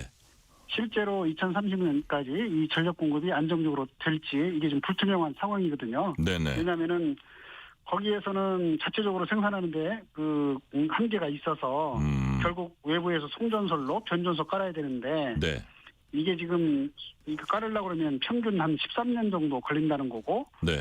또 동해안에서 수도권으로 이 송전솔로 해야 되는데 지금 그 변전소에서 하남 변전소인가요? 거기서 네. 8년째 막혀 있고 또 알다시피 송전망 지나가는 곳마다 지금 주민 대책위가 반대 대책위가 전국적으로 지금 꾸려져 있거든요. 네. 그래서 이런 상황들을 종합해 보면 이게 제대로 그 공급되기가 쉽지 않다. 네. 이 교육보다 10년 이상 늦어질 가능성이 크다. 뭐 이런 것 때문에 그런 이제 장관의 네. 그런 고민. 그럴 것 같으면 아예 에너지가 있는 곳으로 산업을 재배치하는 게 낫지 않느냐. 네. 이런 그 고민을 얘기한 것 같습니다. 그래요. 자, 그리고 이제 뭐 안호영 위원장님께서는 또 이 부분 뭐 지역을 특히 또 생각하시고 그쪽 상황도 잘 아시고 하니까 전북 지역구시잖아요. 그죠? 네네. 네네. 그래서 그렇다면 지금은 이제 경기도 용인 지역에 뭐라 그럴까 좀 어려운 점 그 부분에 문제가 될 수 있는 점을 이제 얘기해 주셨는데 그렇다면 새만금으로 갈 경우에는 어떤 점들이 해소될 수 있습니까? 가장 큰 게 이제 전력일 것 같은데 전력부터 해서 뭐 입지라든지 뭐 어떻게 다릅니까? 이제 새만금 쪽으로 온다고 그런다면 네네. 아까 제일 중요한 게 이제 전기와 물인데요. 네. 전기와 물을 해결할 수 있다. 예를 들어 지금 새만금 같은 경우에는 네. 뭐 전문가들 얘기를 들어보면 2년 이내에 약 4기가 정도의 그 전기를 네. 그 아리백 전기를 공급할 수 있다. 네. 이런 겁니다. 예를 들어서 이제 방치된 지금 농생명 용지가 있거든요. 네. 거기다 영농형 태양광을 깔면 지금 그 약 1년 반 정도의 1기가와트 정도, 네. 그래서 4기가 정도가 가능하다 이런 거고요. 또 농생명 용지, 또 수상 태양광 1단계가 또 1.2기가가 있어요. 예. 그런 것들을 합하면 약 3.7기가 정도. 그러니까 이제 4기가 넘게 네. 그 전기가 확보가 될 수 있다 이런 거고요. 네. 또 물 같은 경우에도 그 용담댐 물들을 활용하면 충분히 그 물을 공급할 수가 있기 때문에 이게 송전망 기다리면서 수년 버티는 것보다 바로 전기 있고 물 있는 새만금이 현실적인 선택지다 이런 거죠. 그러니까 지금 말씀 들어보니까 아까 용인 같은 경우는 조금 더 규모가 커서 그런지 15기가 필요한데 막 9기가까지 그쪽에선 된다 그러는데 그것도 불투명하다 그런 취지로 말씀을 하셨잖아요. 그러니까 네네. 여기는 그만큼의 규모까지는 아니지만 어쨌든 뭐 어느 정도 요거보다 조금 작게 규모를 하더라도 그 전기를 공급하고 물을 공급하는 데는 그 지역은 새만금 지역은 문제 없다 이런 취지 말씀이시네요. 네네 그렇습니다. 네. 그래요. 자 그리고 그 물 전기 말고 다른 예상되는 어떤 뭐 문제라든가 그런 건 문제 없겠습니까? 그것은 이제 새만금 지역이라는 곳이 네. 새로 그 개발되는 간척지이기 때문에 예. 거기서 생산된 그 전기를 바로 이제 그곳 그쪽으로 공장이 오게 되면 네. 송전탑을 세우지 않고도 많이 세우지 않고도 바로 네. 직접 전기가 그 전기 공급이 가능하고 그리고 이제 또 그것은 아직 뭐 도시나 이런 것도 형성되지 않았기 때문에 네. 이제 그런 걸 둘러싼 갈등이 없는 거죠. 그리고 이제 이게 그 당장 경기도 지역의 지자체 용인에서 하는 거니까 아마 용인시 입장에서는 이제 뭐 이건 당연히 자기네가 하고 있는 거니까 해야 된다 이렇게 그런 입장일 거고 경기도도 마찬가지일 텐데 이게 지금 그렇다고 해서 뭐 그쪽하고 지금 얘기를 나누고 그럴 단계는 아니잖아요. 그러니까 일단 이쪽이 더 그 장점이 있다는 거를 그냥 대외적으로 주장하는 그렇죠? 단계입니까? 예, 그렇죠. 이제 용인 반도체 클러스터가 갖고 있는 네. 그런 물과 또 전기에 리스크가 좀 있으니까 네. 그런 문제들을 제대로 이제 그 검증을 해보고 뭔가 해소책을 찾아야 된다 이런 거죠. 그래요. 국가의 반도체 산업을 제대로 지속 가능하게 육성을 네. 하려면은요. 네. 자, 야당인 국민의힘이 용인 산단 조성 공사 현장 방문해서 비판의 날을 세웠습니다. 장동혁 국민의힘 대표는 수년에 걸쳐 기업 투자와 인프라 직접 투자 이뤄지고 있는데 이제 와서 다 뒤집는 건 무책임하다 이렇게 이제 비판을 했어요. 그래서 제가 한번 이렇게 여쭤볼게요. 예를 들어서 지금까지 들어간 비용이 아마 제가 정확히 모르겠지만 상당할 겁니다. 그리고 이게 어떤 계획을 세워가지고 쭉 하고 있는 건데 이런 부분을 어쨌든 포기하고 다른 지역으로 옮기는 게 이제 대단한 모험인데 그 경제적인 어떤 그 손실을 상쇄할 수 있을 정도의 그게 이전이 그게 가능할까 이런 의문을 그 국민들이 가질 수 있을 것 같아요, 의원님. 예. 그거는 이제 두 가지 측면에서 볼 수 있을 것 같아요. 이제 첫 번째는 그 용인 반도체 클러스터에다가 그 SK가 이제 그 4개, 삼성이 이제 6개 태블 공장을 짓겠다는 지어서 총 10개의 공장을 짓겠다는 건데요. 그 규모가 약 1,000조를 들여서 해요. 그러면 이제 그 1,000조를 들여서 수십 년에 걸쳐서 그걸 공장을 했는데 만약에 중간에 물과 전기 문제 때문에 제대로 이 반도체 산업을 운영하기가 어려운 사태가 벌어지면 정말 그 심각한 문제가 되는 거죠. 그런데 이제 지금 진행된 상황을 보면 SK 하이닉스의 경우에는 팩 공장 하나만 착공을 해서 내년 초에 준공 예정으로 있고요. 나머지들은 아직 그 진행이 안 되고 있습니다. 그리고 이제 삼성전자의 경우에는 아직 저기 토지를 매입하는 그런 그 협상 단계에 있기 때문에 아직 크게 진행된 거는 없죠. 그런 점에서 보면 그 매몰 비용이라고 하는 것들이 물론 있겠지만 앞으로의 어떤 리스크에 비하면 그렇게 큰 것은 되지는 않죠. 네, 그래서 의원님 말씀은 그런 어떤 비용 부분을 뭐 이제 정확히 잘 모르면 걱정하고 이거 너무 세금 낭비 아니야 이렇게 하실 수 있겠지만 그런 부분이 생각보다는 앞으로 이렇게 이전으로 인해서 그것을 상쇄할 가능성도 없지 않다 그런 취지의 말씀이시네요. 그렇죠. 만약에 이제 그걸 그대로 했을 때 아까 말씀드린 것처럼 몇백 조의 돈을 들여서 그거를 반도체 공장을 지었는데 만약에 실제로 용수 공급이 제대로 안 되거나 또 전기 공급이 제대로 되지 않아서 상당 정도 지연되고 그런 불확실한 상황이 되면 그로 인한 손실은 뭐 이루 말할 수가 없는 것이죠. 그래요. 자, 그런 취지의 말씀이시고요. 이재명 대통령 신년 기자회견에서 이제 기자들이 여기에 관련된 질문을 했어요. 그랬더니 이 대통령이 정부가 호남으로 옮기겠다고 한다고 옮겨지겠는가? 그렇게 마음대로 되지 않는다. 요 정도 이제 그 언급을 했거든요. 그랬더니 주요 언론들은 이 대통령이 이전 주장을 일축했다. 이렇게 이제 그 취지의 보도들을 하더라고요. 그래서 우리 위원장님, 의원님이 보시기에는 이재명 대통령의 언급 어떤 그 뜻이었다고 지금 해석을 하고 계십니까? 이제 표면적으로 보면 뭐 그렇게 볼 수도 있지만, 제가 봤을 때는 이제 그런 뜻이 아니고, 이거는 말하자면 논의를 어떤 논의의 방향을 어떻게 해야 될 것인지 이렇게 짚어준 거다. 저는 그렇게 봐요. 정부가 마음대로 기업을 옮길 수 없다 한 건 당연한 얘기입니다. 그런데 거기에다 그런 또 질문을 했잖아요. 이 수도권에다가 구곳에다가 그런 한다고 했을 때 전기나 물이 계속적으로 공급이 될 수 있냐. 참 난제다. 그리고 또 한 가지는 앞으로 국가의 정책 방향이 이 전기를 생산하는 곳에 쓰는 게 맞다. 그리고 앞으로 우리가 재생에너지 중심으로 산업 구조를 바꿔야 된다. 이런 얘기를 했거든요. 그건 사실 또 맞는 얘기거든요. 그래서 이거는 그 용인 하나의 문제가 아니고 우리나라 산업 전체 어떤 방향과 관련된 얘기고. 그래서 대통령 말씀은 억지로 옮기자 이런 게 아니고 아까 그런 그 방향에 맞게 정부가 길을 만들어 놓으면 기업이 스스로 선택할 수 있는 조건을 갖추자. 이제 저는 그렇게 봅니다. 그래서 논의를 하지 말자 이런 게 아니라 에너지 전환이나 또 지방 균형 발전이라는 이런 큰 방향으로 제대로 한번 가고 그 방향에서 기업의 입지 문제나 이런 것도 봐야 되고 또 그런 준비를 해줘야 기업들이 스스로 선택할 수 있다. 이런 취지 얘기라고 생각합니다. 큰 틀의 방향을 제시하면서 어떻게 면밀히 논의해보자는 취지의 말이었기 때문에 어떤 대통령이 결론을 내린 건 아니다. 그런 말씀이시네요. 그렇죠. 네네. 자, 그리고 이제 결국 이 논란의 시발점이 이제 전력 문제였잖아요. 그래서 네네. 산단 가동에 지금 용인 기준으로 했을 때 아까 말씀하신 대로 15기가 용량 전력 필요하다 뭐 이런 얘기가 있는데 이전 논란을 떠나서 전력 문제 해결 이게 우리 국가적으로 되게 중요한 문제인데 자, 어떤 해결 방안이 있다고 보십니까? 사실 그 용인 산업단지 전력 문제 같은 경우가 네. 해결 방안이 있다고 그러면 이렇게 왜 고민들을 하겠습니까?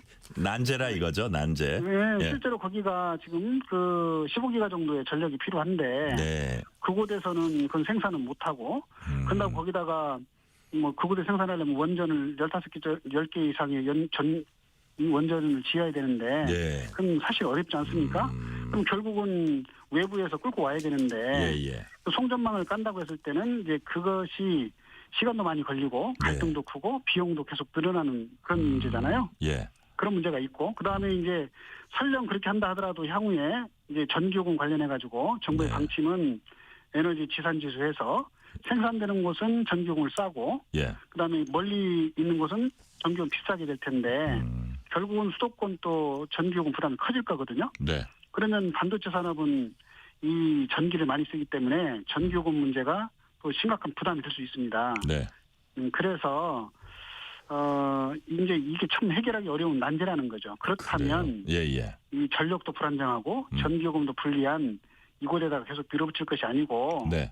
이 전력이 공급이 가능하고 비용도 저렴한 이런 구조로 우리가 좀 다시 고민을 해봐야 되는 거 아니냐. 다시 말해서 지방에서 이제 주로 재생에너지 생산되니까 지방으로 눈을 돌리는 것도 좋은 해법이라는 거죠. 네. 안호영 의원님, 안호영 위원장님께서 비수도권 특구 내 한국전력 거치지 않고 발전사업자와 기업이 전력 직접 거래할 수 있도록 PPA라고 하더라고요. 이 법안 발의하셨습니다. 이게 좀 그 청취자들이 알기 쉽게 이 법안은 왜 발의하신 거예요?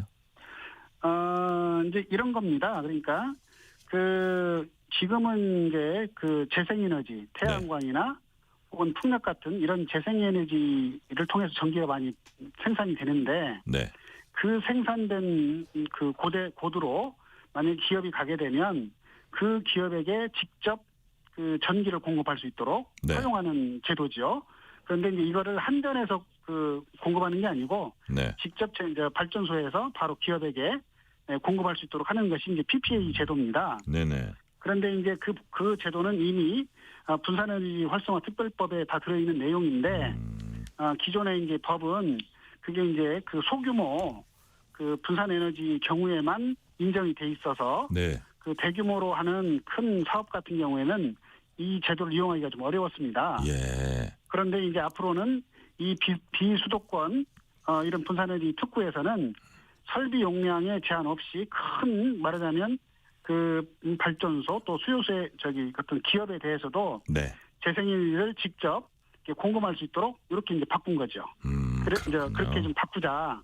그래서 예를 들어서 그 비수도권에도 이런 그 전력을 많이 쓰는 반도체 이런 공장 같은 이런 첨단 산업이 유치될 수 있도록 허용하는 이제 그런 그 법이라고 보시면 됩니다. 그래요. 자, 아까 이제 다른 말씀하시면서 원전 얘기 잠깐 하셨는데 그 문재인 정부 때 이제 기본적으로 탈원전 이제 추진했잖아요. 근데 안호영 위원장님께서 이런 말씀을 하셨더라고요. AI와 반도체 산업의 막대한 전력 수요를 감안해 보면은 신규 원전 건설은 이제 이념이 아닌 실용의 문제로 봐야 된다. 이런 취지의 말씀을 하셨거든요. 그리고 이재명 대통령도 원전 정책에 대해서 열려 있다 이런 그 취지의 입장을 보였고, 자 국회 기후에너지 환경노동위원장인 안호영 의원님께서는 향후 신규 원전 건설이라든지 원전 정책 이게 어떻게 추진돼야 한다고 보세요? 네, 이 문제 역시 그 이념의 문제가 아니라 실용의 문제로 봐야 된다 이런 생각이고요. 다시 말해서 이런 AI 반도체 산업을 앞으로 우리 전략 산업을 잘 키워야 되는데 전기가 실제 많이 필요하거든요. 그렇죠. 그러면 이제 그 전기를 만약에 이제 그 어떻게 공급할 거냐라고 봤을 때 재생에너지를 확대하는 것은 기본입니다. 앞으로 계속 늘어나야죠. 그런데 만약에 그것만으로 부족하다 보면 원전이 필요할 수 있거든요. 그러면 원전의 필요성을 인정해주고 대신 이제 그것이 어느 시점에 어느 정도의 규모의 원전이 필요한지 네. 또 그게 따르는 입지의 입지가 원전은 까다로우니까요. 예. 입지 선정의 문제. 또 그로 인해서 그 송전망 그러면 또 결국 원전들 보통 해안가로 가기 때문에 송전망을 깔아야 된단 말이죠. 예. 그에 따른 갈등 문제가 있습니다. 그러니까 이제 이런 부분까지 과학적으로 종합적으로 검토를 하고 그다음에 이제 실제로 이 문제 그걸 이제 투명하게 들여다보면서 국민들께서 공감해 줘야 되는 문제가 있는 거죠. 네. 자, 그렇군요. 자, 오는 3월 10일부터 이른바 노란봉투법 시행이 됩니다. 안호영 위원장님께서는 기울어진 운동장을 바로잡는 법이다. 이렇게 이제 평가를 하신 적이 있어요. 근데 업계에서는 아직 우려가 좀 남아 있는 것 같습니다. 뭐 여러 가지 우려가 있지만 특히 이제 하청 노조가 원청에게 직접 교섭 요구하면 산업 현장이 365일 파업 사태 맞게 되면 어떡하나 이런 우려도 있는 것 같은데 이런 업계 우려를 불식시키면서 좀 더 균형적인 어떤 정책이 집행될 수 있도록 할 어떤 보관을 갖고 계십니까? 네, 산업계에서 그런 걱정을 하고 있는 건 알고 있는데요. 네.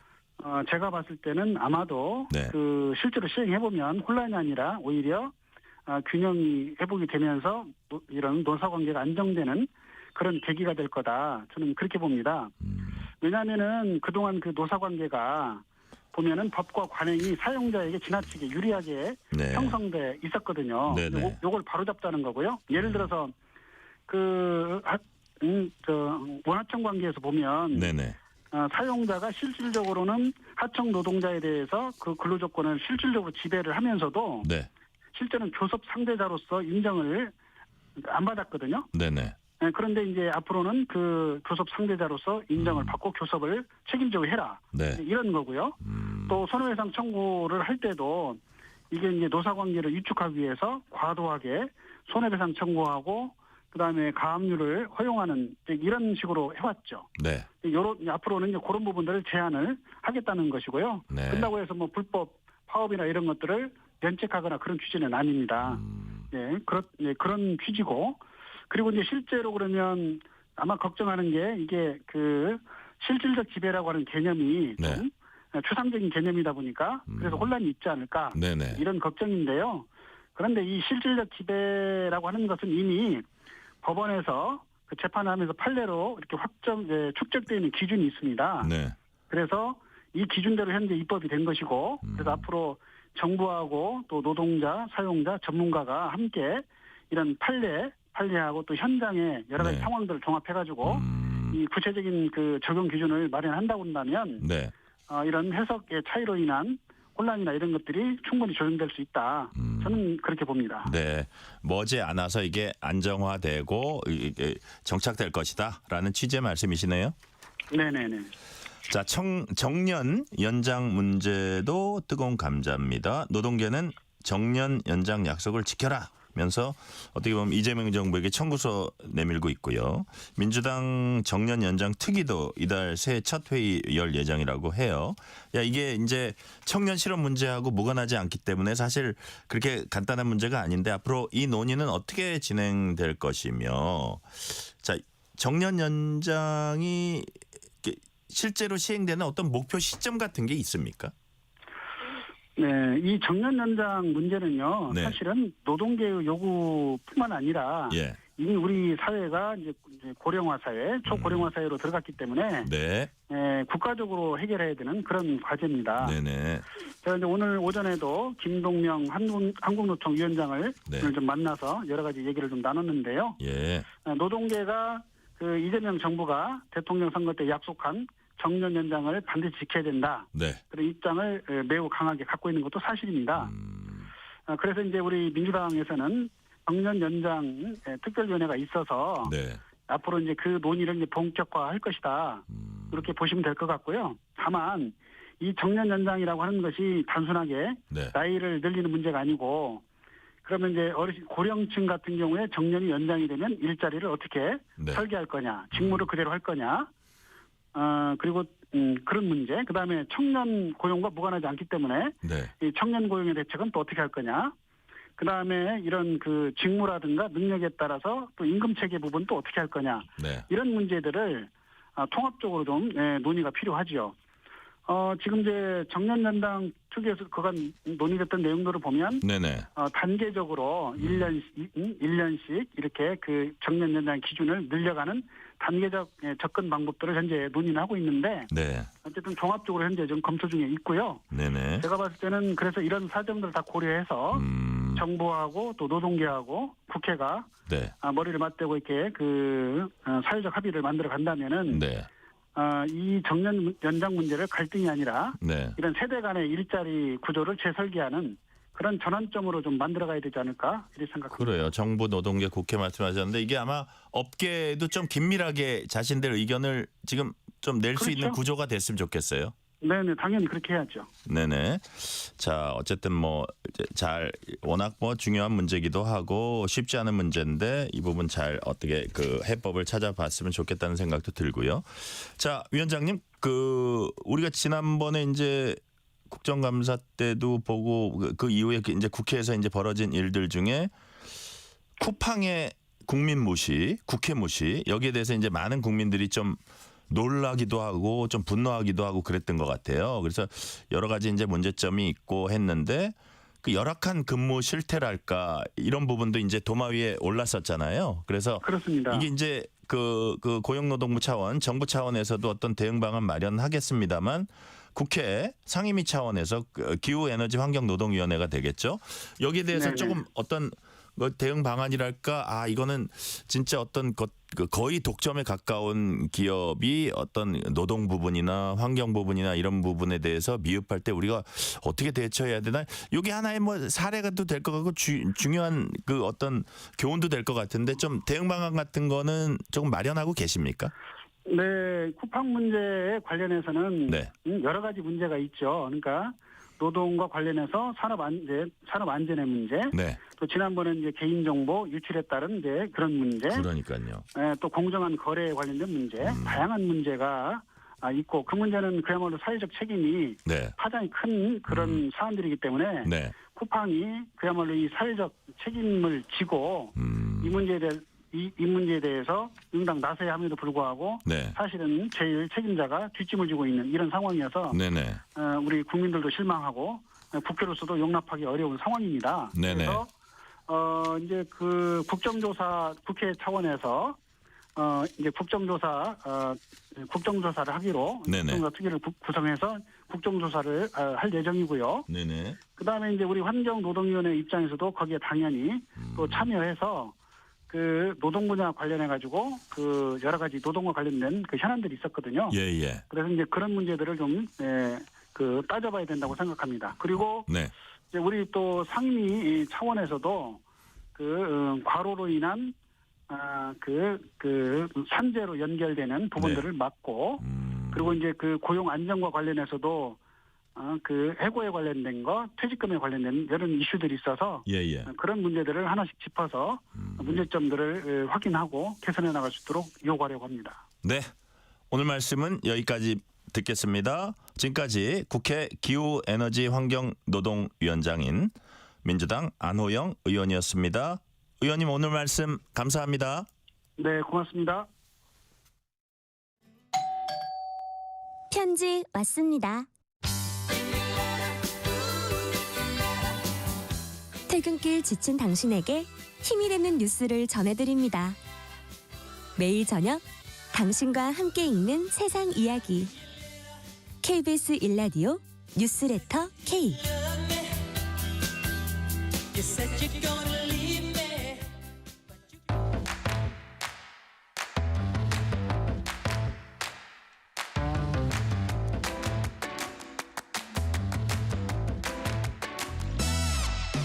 오늘 가장 뜨거운 뉴스, 화제 소식 쏙쏙 골라서 전해드립니다. 뉴스레터 브리핑, 오늘은 윤슬기 연합 인포맥스 기자 나오셨습니다. 윤슬기 기자님 어서 오세요. 네, 안녕하세요. 코스피가 사상 처음으로 5,000선 돌파했습니다. 마감은 4,950선으로 했는데 장중 5,000선 터치. 했습니다. 오늘 장 분위기 어땠어요? 네, 대선 때마다 사실 반복적으로 나오던 화두였잖아요. 그 코스피 5천이 결국 현실이 되는데요. 네. 오늘 코스피는 장 초반부터 강하게 출발해서 오전 9시 14분 기준으로 5,002선을 넘기면서 사상 처음 5,000선을 돌파했습니다. 네. 지난해 10월 4,000선을 넘은 지 불과 3개월 만에 또 하나의 상징적인 좀 고지를 밟았다라는 평가가 나오고 있고요. 특히 개인 투자자들이 4천억 원 넘게 순매수하면서 지수를 끌어올렸고 네. 삼성전자는 15만 7천 원까지 오르면서 역대 최고가를 경신했습니다.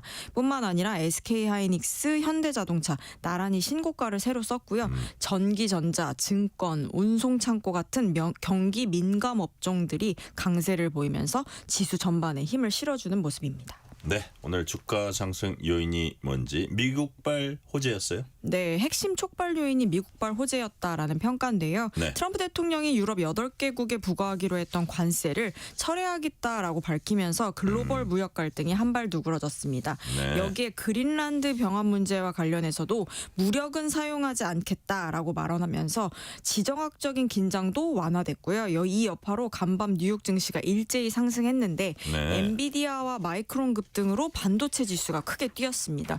이 온기가 그대로 국내 증시로 이어지면서 반도체주와 대형 수출주들이 지수 상승을 주도했다라는 분석입니다. 네. 다만 이렇게 자세히 살펴보니까 외국인과 기관은 팔고요.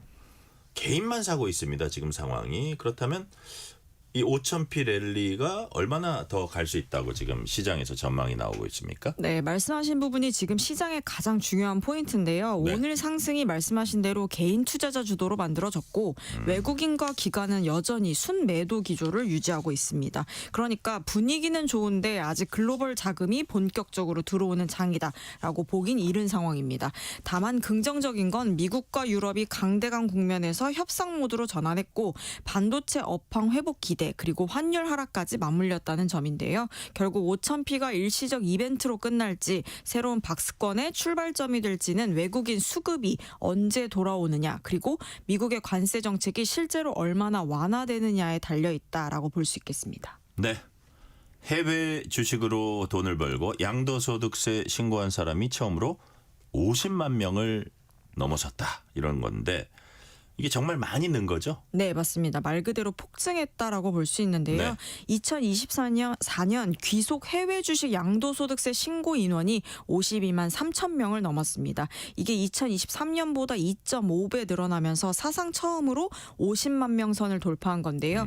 이게 4년 전인 2020년에는 14만 명도 안 됐는데 네. 이제는 4년 새 3.7배 불어난 겁니다.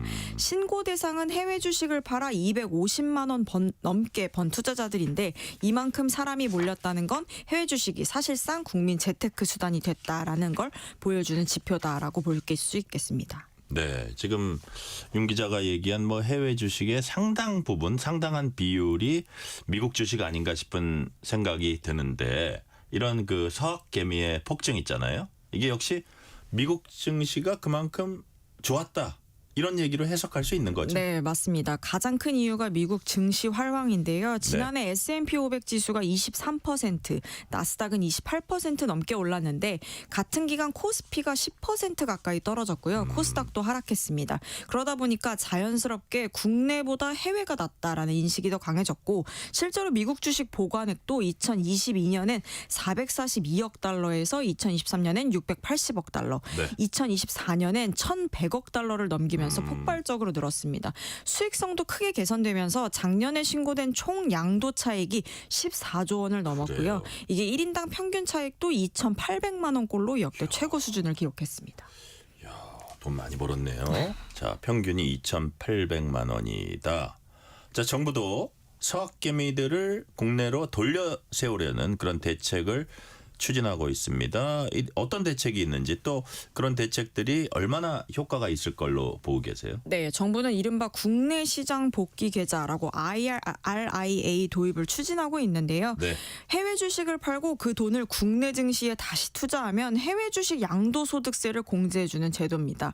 이게 1인당 최대 5천만 원까지 혜택을 주고요. 언제 복귀하느냐에 따라서 공제율을 50에서 100%까지 차등 적용하거든요. 네. 다만 정치권과 시장에 입장에선 환율 방어용 땜질 처방이다라는 비판도 좀 나오고 있는데 서학개미들이 해외로 나간 이유가 단순히 세금 때문이 아니라 네. 이게 국내 증시의 성장성, 뭐 규제, 기업 경쟁력 때문이라는 점에서 이제 제도만으로 대규모 유턴이 일어날지는 좀 미지수다라는 평가가 많은 상황입니다. 그러니까요. 제도가 뭐 영향을 안 끼치지는 않겠지만 뭐 투자한다는 게 여러 가지 요인을 또 보고 투자하니까 자 그거에 어떻게 흘러갈지 그 추이를 좀 지켜볼 필요가 있겠군요. 자 이번엔 시선을 해외로 돌려보겠습니다. 이란 당국이 반정부 시위 사망자를 처음으로 공식 집계해서 발표했습니다. 자 사망자 몇 명으로 집계했습니까? 네, 이란 당국이 시위 관련 사망자를 총 3,117명으로 집계했다라고 밝혔는데요. 이 가운데 군경과 무고한 시민으로 분류한 인원이 2,427명이라고 발표했습니다. 네. 시위가 시작된 지 거의 한 달 만에 나온 첫 공식 발표인데요. 다만 나머지 사망자들은 누군지 시위 참가자인지 여부에 대해서는 구체적인 설명을 하지 않아서 좀 의문을 남기고 있는 상황입니다. 그러니까 좀 헷갈리는 게 3,117명이 사망했는데 이 가운데 2,427명이 군경과 무고한 시민이다. 네. 그럼 나머지 수백 명은 무고하지 않은 시민이다? 그렇죠. 그러니까 그래요? 이게 시위 참가자인지 여부에 대해서 뭐 구체적으로 설명하지 않은 것입니다. 시위 참가자인지 아니지 어쨌든 시위 참가해서 그 희생된 사람 혹은 그 근처를 지나다 희생된 사람 해서 어쨌든 3,000명이 넘는다. 네. 이 숫자만 해도 되게 많은 숫자잖아요.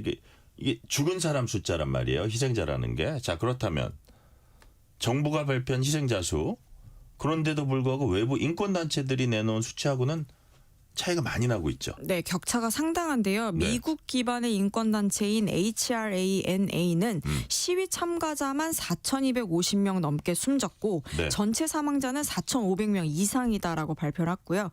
노르웨이 단체 이란 인권은 시위 참가 시민이 사망자만 3,400명을 넘겼다라고 발표했습니다. 반체제 매체는 12,000명, 미국 CBS는 최대 2만 명까지 숨졌을 수 있다라는 관측을 보도하기도 했습니다. 그러니까 이란 정부가 발표한 외부 추정치의 절반 이하인 셈입니다. 그래요. 이게 이제 이런 경우에 사실 여기 지금 인터넷이나 이런 것도 차단되고 있는 맞습니다. 나라인데 그렇다면 뭐 예를 들어서 정부가 발표한 게 가장 적은 수치고 이게 뭐 축소했으면 축소했지 그렇죠. 이거를 뭐 더 이렇게 크게 불릴 필요는 없는 건데 자 그렇다면 윤 기자 이렇게 수치가 크게 엇갈리는 이유는 뭐라고 보세요? 네, 말씀하신 대로 이게 가장 큰 이유가 정보 차단과 통제인데요. 지금 이란 당국은 시위가 격화되면서 인터넷과 통신을 전면 차단하고요. 강경 진압에 나선 상황입니다. 이게 외부 취재나 독립적인 검증이 거의 불가능한 상황에서 네. 정부가 피해 규모를 최소화해 발표하고 있고요. 인권단체들은 이게 자체 네트워크를 통해서 추정치를 내놓는 구조인 겁니다. 현재 유혈 진압 이후 시위 자체는 좀 다소 잦아든 것으로 보이지만 네. 실제 사망자 규모를 둘러싼 논란과 국제사회 비판은 좀 앞으로 더 커질 가능성이 높습니다. 그러니까요. 지금 3,117명이 희생됐다 했는데 이것도 축소했을 가능성이 맞습니다. 많으니 이게 얼마나 엄청난 일들이 지금 이란에서 벌어지고 있는지 자, 그 현장에 있지 않은 사람은 사실 상상조차 할 수 없는 일이 이란에서 벌어지고 있다. 그러니까 이런 거 보면 우리가 하루하루 평온한 일상을 보내는 거 행복하게 생각하세요? 네, 행복하게 진짜? 생각하고 있습니다. 억지로 대답하는 거 아니었죠 지금? 네. 그래요. 하루하루 행복하게 이렇게 평온하게 일상을 보내고 가족들하고 같이 밥을 먹고 이게 이런 거 보면 참 엄청난 일인 것 같아요. 그런 평범한 일상이. 자 주제를 마지막 주제로 이번엔 가봅니다.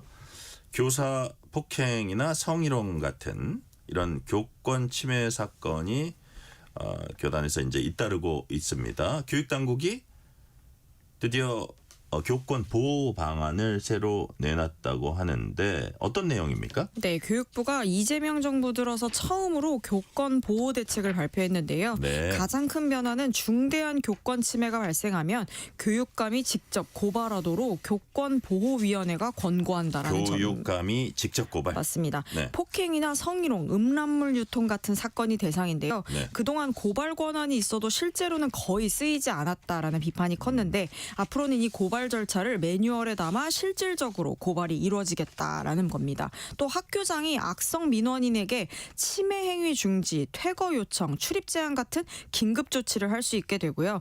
상해나 성범죄 같은 중대 사안은 교보위 결정 전에라도 네. 출석 정지나 학급 교체를 할 수 있습니다. 피해 교원에게는 특별 휴가 5일에 추가 휴가 5일까지 더 주기로 했고요. 네. 민원은 교사 개인 연락처나 SNS로 받지 못하게 하고 학교 대표 번호나 온라인 시스템으로 창구를 단일할 예정입니다. 학교 민원 상담실과 교육활동보호센터도 대폭 늘려서 법률 지원까지 원스톱으로 하겠다라는 계획입니다. 그래요. 자, 이거 보니까 내용이 상당히 많아요. 교육감이 직접 고발하도록 했다. 그렇게 교권보호위원회가 권고한다. 뭐 이게 어떤 대상도 폭행, 성희롱, 음란물 유통 이런 거 다 들어가 있고. 그동안 이제 고발 권한이 있어도 그동안 안 썼다. 맞습니다. 아까 말씀하셨듯이. 네. 그렇다면 제도보다는 이걸 어떻게 시행하느냐가 문제인데 어쨌든 이런 방안에 대한 현장 분위기도 궁금합니다. 어느 정도 효과를 볼 수 있을지 또 논란이 되는 부분도 있죠? 맞습니다. 일단 현장에서는 이제서야 좀 실질적인 대책이 나왔다라는 반응이 나오고 있고요. 그래요? 교육감 고발 권고와 학교장 긴급 조치 권한은 좀 상징성이 큰 상황입니다. 그동안 교사가 혼자 민원을 좀 떠안았었는데 네. 이제는 기관이 좀 전면에 나서는 방향으로 됐기 때문이고요. 다만 학생의 중대 교권 침해를 생활기록부에 기재하는 방안은 네. 이번 대책에서 빠졌거든요. 이게 교원단체와 학부모 사이에서 찬반이 좀 갈리면서 네. 추가 논의가 필요하다라는 이유입니다. 결국 이번 대책의 성패는 아무래도 교육감 고발과 학교장 네. 조치가 현장에서 실제로 얼마나 작동하는지 여부에 달렸다라는 평가가 나오고 있습니다. 그래요. 자, 교권보호 중요합니다. 또 학생 인권도 중요하고 중요한 거는 이 두 가지의 조화 맞습니다. 같아요. 예. 자, 두 가지 조화를 교육당국이 얼마나 잘 이끌어낼 수 있을지 한번 지켜볼 대목입니다. 오늘 말씀은 여기까지 듣겠습니다. 지금까지 윤슬기 연합인포맥스 기자였습니다. 윤슬기 기자님 오늘 말씀 감사합니다. 감사합니다.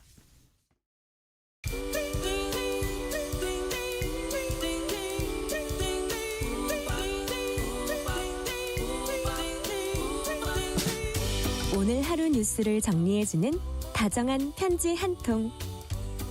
KBS 일라디오 뉴스레터 K.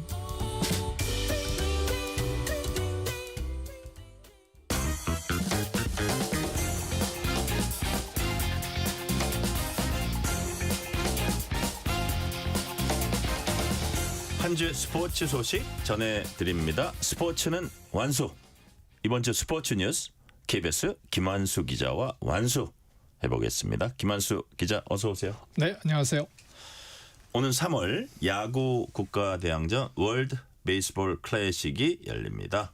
명예회복 노리는 야구 대표팀에 부상 경기령이 내려졌어요. 네, 하필이면 또 메이저리거들이 연이어서 부상을 당하면서 김하성 선수가 제일 어이없던데. 네, 그죠? 예. 좀 넘어져서 뭐 그렇다고 하는데 아유, 그러니까. 뭐 송성문 선수도 이제 부상이라서 WBC 대표팀 대상에서 일단 제외돼야 되는 사태가 벌어졌는데 이제 어제와 그제 이제 사이판에서 전주련을 마치고 대표팀이 들어왔어요. 예. 들어왔는데 들리는 소식부터가 메이저리거의 부상 그러다 보니까 조금 난감해하는 건데 김하성 선수 아까 말씀하신 것처럼 좀 넘어져서 오른쪽 중지를 다쳤는데 뭐 수술할지 뭐 이렇게 봐야 되는데 아마 4-5개월 정도 걸린다 그러면 당장 메이저리그 개막전에도 출전이 좀 어렵지 않나 이렇게 보여지는 거고요.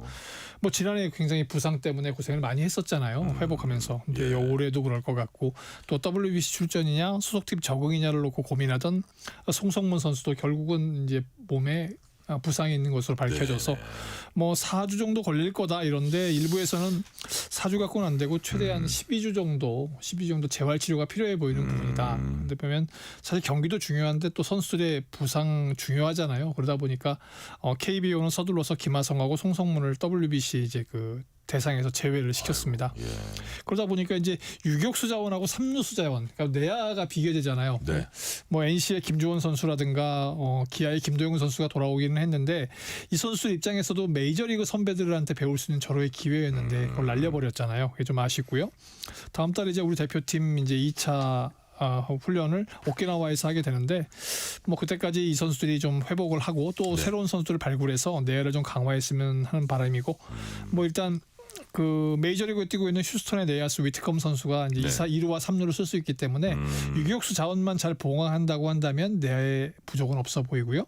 또 이제 뭐 이정우 선수 오늘 뭐 LA 공항 들어가다 이런 뭐 해프닝이기도 했는데 WBC 참가할 가능성이 높기 때문에 이정우 선수를 중심으로 외야가 똘똘 뭉친다고 한다면 일단 뭐 수비적인 측면에서는 크게 나쁘지 않지 않나 이렇게 생각해 봅니다. 네. 무슨 비자의 문제가 생긴 거예요? 근데 뭐 항상 그 미국 출입국은 저희가 알 수 없는 비밀 같은 것들이 예측을 할 수 없나 봐요. 네. 아니 천하의 이정우 선수가 미국에 들어가는데 잠시 이거 뭐 그러니 보통 사람들은 이거 어떤 일이 생길지 모르잖아요. 사실 저희도 취재 기자들 같은 경우에는 축구 취재 때문에 중동 출장이 많은 편이거든요. 그러니까요. 저도 이제 이란, 이라크 이런 데를 다니고 미국에 들어가게 되면 다른 사람보다 1시간 정도는 더 이민 수속을 밟게 됩니다. 그러니까요. 그래서 뭐 가뜩이나 또 이제 미국이 좀 힘들어져서 이민 정책의 여파죠. 네. 자, 이번 전지훈련 목적 중 하나가 투수 빌드업이었습니다. 근데 문동주가 타이완전 해결사로 떠오르고 있어요? 네, 뭐 본인도 자신이 있는 것 같고요. 뭐 사실 이번 사이판 전지훈련을 보면서 노경은 뭐 고우석 이런 고참 선수들 포함해서 정우주 선수까지 굉장히 의욕을 막 불태웠거든요. 뭐 뭔가 WBC 대표 선수로 나가서 뭔가를 해보겠다라는 의욕인데 특히 이제 뭐 빠른 볼, 포크볼을 가지고 있는 문동주 선수 같은 경우에는 개인적으로 항저우 아시안 게임 때 그 결승전을 커버한 그 경력이 있어요. 좋은 기억 우리가 흔히 말하는 사실 그 항저우 아시안 게임을 보게 되면 조별리그에서 우리가 런위밍 선수 때문에 4대0으로 져서 올라가서 이거 굉장히 어려운 거 아니야 그랬는데 문동주 선수가 6이닝 3안타 맞으면서 무실점으로 막아줘서 2대0 승리를 거두면서 금메달을 차지했었거든요. 그렇죠. 그런 기억이 있다 보니까 이번에 뭐 체코, 일본 다음에 타이완하고 경기를 하게 되는데 타이완전을 잡게 되면 아무래도 대표팀이 2라운드 진출이 조금 더 유리해 보이거든요. 그러다 보니까 문동주 선수 뭐 원대한 포부가 생겼는데 타이완에 공포를 심어주겠다 그런 각오가 생겼다고 합니다.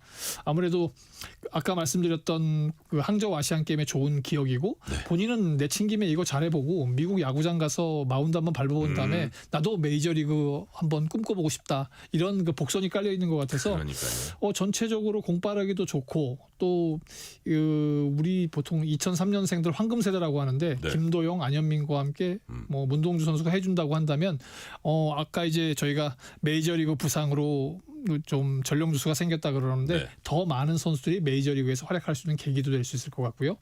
또 이번 대회 이렇게 준비하면서 이제 KBS도 중계를 하게 되는데 이미 그 해설위원을 확정했습니다. 아 그래요? 예, 박용택, 이대영. 두 분인데 이름을 따다 보니까 이대영의 대, 박용택의 박, 그래서 대박 듀오가 돼버렸거든요. 뭐 본인들 대박 나겠네요. 네, 신선하게 접근을 하고 무엇보다 고품격 해설을 해보겠다고 이제 벼르고 있습니다. 사실 야구의 고품격 해설, 뭐 경험만큼 좋은 게 없을 것 같거든요. 두 선수 출신의 이제 스타 해설위원들이 정말 WBC를 재밌게 볼 수 있게 해줄 것 같습니다. 박용택, 이대영 대박 듀오 기대가 됩니다. 자. 이번엔 축구입니다. 이민성 감독이 이끄는 23세 이하 축구대표팀이 아시안컵 4강전 숙적 일본과 맞대결에서 0대1로 패했습니다. 자, 그 전에 이 경기하기 전에도 일본 선수들이 잘하더라고요. 그래서 제가 이길 수 있을까 솔직히 약간 떨렸는데 결국 졌어요. 우리 선수들의 경기력을 김한수 기자는 어떻게 평가하십니까? 사실 조금 위축됐던 건 사실인 것 같아요. 그렇죠. 네, 전력이 약간 좀 부족한. 2살 어린 선수들이었다 그러던데. 네, 그건 전력이 약간 뒤진다고 생각하기 때문에 우리 흔히 말하는 선수비 후 역습의 전략을 이제 택했는데 그 선수비 후 역습을 하게 되면 역습이 굉장히 날카로워야 되거든요. 그러니까요. 사실 뭐 호주와의 경기에서 봤을 때 수비에서 올라오는 걸 이제 백가운 선수가 가볍게 넣는 것을 봤을 때 저희도 날카롭게 갈 수 있는 여지는 있었는데 약간 위축돼 있다 보니까 날카로운 반격이 좀 쉽지 않았어요. 그러다 보니까 전략이 부재됐다. 그리고 또 사실 골을 많이 넣지 못했기 때문에 골 결정력의 한계도 있었다. 그리고 이제 뭐 우즈벡전이나 이런 경기를 보고 나서는 태도 논란도 있었잖아요. 안 뛴다. 뭐 이런 표현들이 있었는데 전체적으로 사실 이런 우려를 왜 놨느냐. 뭐 한 경기 질 수도 있고 한데 사실 이번 대회는 아시안 게임의 전초전 성격도 강하고요. 또 아까 그 2살 어리다고 했었는데 2살 어린 이유는 이들이 다 그 LA 올림픽을 대비하는 거거든요. 그렇다 보면 우리가 사실 파리 올림픽 진출 실패의 악몽이 있습니다. 그것들을 보면 우리가 준비가 좀 미흡한 거 아니냐. 근데 또 이제 한편으로는 우리에게는 좀 이제 숨어 있는 유럽파들이 좀 있기는 해요. 그래서 그 유럽파들이 가세해주게 되면 지금보다 경기력은 올라갈 수 있을 텐데 아까 말씀드린 것처럼 선수비를 하다 보니까 우리의 공격 라인을 제대로 만들지 못했고 뭔가 할 수 있는 걸 하지 못하고 진 것에 대한 팬들의 우려가 아닌가 싶습니다. 그리고 사실 보면 전반전 슈팅 개수만 봐도 10대 1이에요. 아무리 상대가 뛰어나다고 해도 또 2살 어린 걸 감안하고 우리 선수들의 전체적인 전력을 강화한다면 이렇게까지 차이가 났어야 됐냐 하는 것들이 있고요. 근데 이제 이 경기의 실패를 교훈 삼아서 나머지 경기들에서 우리 조직력도 끌어올려야 될 거고 무엇보다도 항상 저거하지만 전략의 부재라는 면이 자꾸 부딪히게 되면 전략 전술의 부재가 자꾸 거론되게 되면 우리 대표팀을 맡을 감독들이 자꾸 사라지게 되는 약점이 있습니다. 그래서 자꾸 외국 자신감을 못 갖고. 우리가 선수를 키워야 되는 건 못지않게 우리 사령탑들도 세계적인 수준으로 키워야 되거든요. 그런 점들이 조금 이번에 좀 아쉬운 게 있는데 아무튼 내일 밤 이제 베트남과 3, 4위전 치르니까 유종의 의미를 거두길 기대해 봅니다. 네, 프로농구 별들의 축제 올스타전 마치고 이제 어제부터죠. 후반기 레이스 돌입했습니다. 후반기의 관전 포인트는 어떤 거예요? 사실 농구 좋아하시는 분들은 이번 보면 플레이오프 6강이 벌써 다 정해졌다 이렇게 표현들 하세요. 왜냐하면 1위 창원 LG, 2위 안양 정관장, 3위 원주 DB, 4위 서울 SK.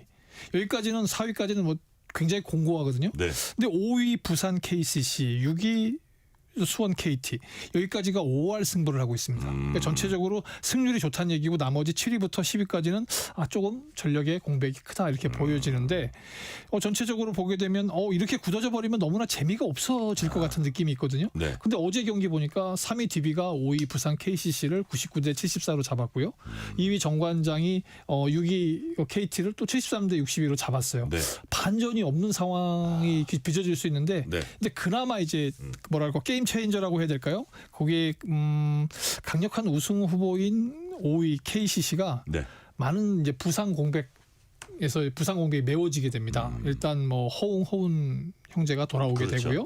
송교창 선수도 합류하게 돼 있고 물론 이제 최준용 선수가 약간 부상이라서 애매하긴 한데 이 세 선수가 합류해서 실력을 끌어올리게 된다면 아까 공고했던 4강도 무너질 수 있는 상황이 발생하거든요.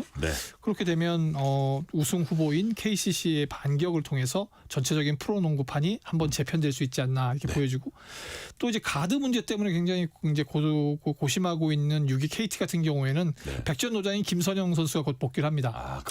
어제 이제 그 리스트에는 올렸는데 출전하지 않았는데 이렇게 올라와서 두 팀이 KCC와 KT가 후반기 4, 5, 6라운드를 막 휘저어준다면 농구 팬들은 보는 재미 2배 될 거고요. 전체적으로 프로농구의 판도 바꿀 수 있을 것 같습니다. 그러면 결국 6강 내에서 순위가 어떻게 결정되느냐 문제겠지만 아무튼 KCC와 KT가 그 큰 변수를 쥐고 있는 것은 사실입니다.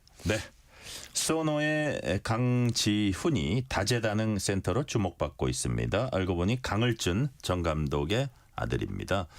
별명이 성리학자인 아버지 강을준 감독의 응원덕이 컸다고 해요? 어떻게 하다 보니까 그 아들에 대한 아버지의 사랑은 어쩔 수 없는 상황인데 강지훈 선수가 잘하다가 보니까 갑자기 강을준 감독의 그 별명인 성리학자가 다시 이렇게 표면에 오르기 시작했어요. 근데 성리학자가 뭐냐 대체 유교를 공부하는 거냐 그게 아니라 이분이 경상도 분이다 보니까 승리의 발음이 성리가 됩니다. 그래서 이제 LG 감독 때 이제 유명한 일화가 있는데 선수들이 뭔가 좀 팀워크가 맞지 않으니까 그런 얘기를 해요. 우리는 지금 영웅이 필요한 게 아니라 성리가 필요하다. 성리. 그래서 성리학자군요. 성리했을 때 영웅이 나타나기 때문에 빅토리 얘기하는 거예요. 그래서 좀 몰입해라. 그런데 이제 그러다 보니까 아들이 잘하니까 이제 그 성리학자인 다시 이제 강을준 감독이 나오면서 대를 이은 농구 스타 이제 그런 것들 하면서 이제 사실 이번에 올스타전에서 강지훈 선수가 굉장히 폭발적인 덩크슛을 보여줬거든요. 물론 성공하지 못한 것도 있지만 그런데 이 선수가 거기다가 키도 큰데다가 빠르고 또 무엇보다 아주 정교한 3점 슈터이기도 해요. 특히 이제 뭐 지난 디비전 같은 경우에는 3점포 4개를 포함해서 24점 넣었거든요. 3점포로 12점, 그 필드 슛으로 12점. 그래서 굉장히 주목받는 선수인데 조금 아쉬운 건 소노가 좀 처져 있습니다. 그래서 만약에 진짜 강지훈 선수가 잘 치고 올라와서 소노까지 만약에 가세를 해준다면 아까 이제 6위까지 팽팽할 거라고 했었는데 7위에서 센 7위가 나타나서 또 한 번 그 중위권의 판도를 뒤흔들 수 있을 것 같아서 아마 일부 팬들은 강지훈 선수를 응원하고 또 소노를 응원하지 않을까 싶습니다. 네, 밀라노 코르티나 담페초 동계올림픽 출전할 우리 선수단이 오늘 결단식을 가졌어요. 선전을 다짐했죠? 네, 뭐 항상 뭐 동계올림픽 가면 가기 전에 우리 선수단 모여서 하는데 이번에 이제 71명의 선수단 총 140명의 선수단이 결정이 됐는데 다음 달 2일부터 이제 22일까지 경기를 치르게 되거든요. 근데 이제 본진이 이제 30일쯤 나가서 복귀하는 2월 23일까지 정말 숨막히는 또 팽팽한 또 팬들의 기대가 있기 때문에 본인들이 굉장히 힘들게 준비를 할 텐데요.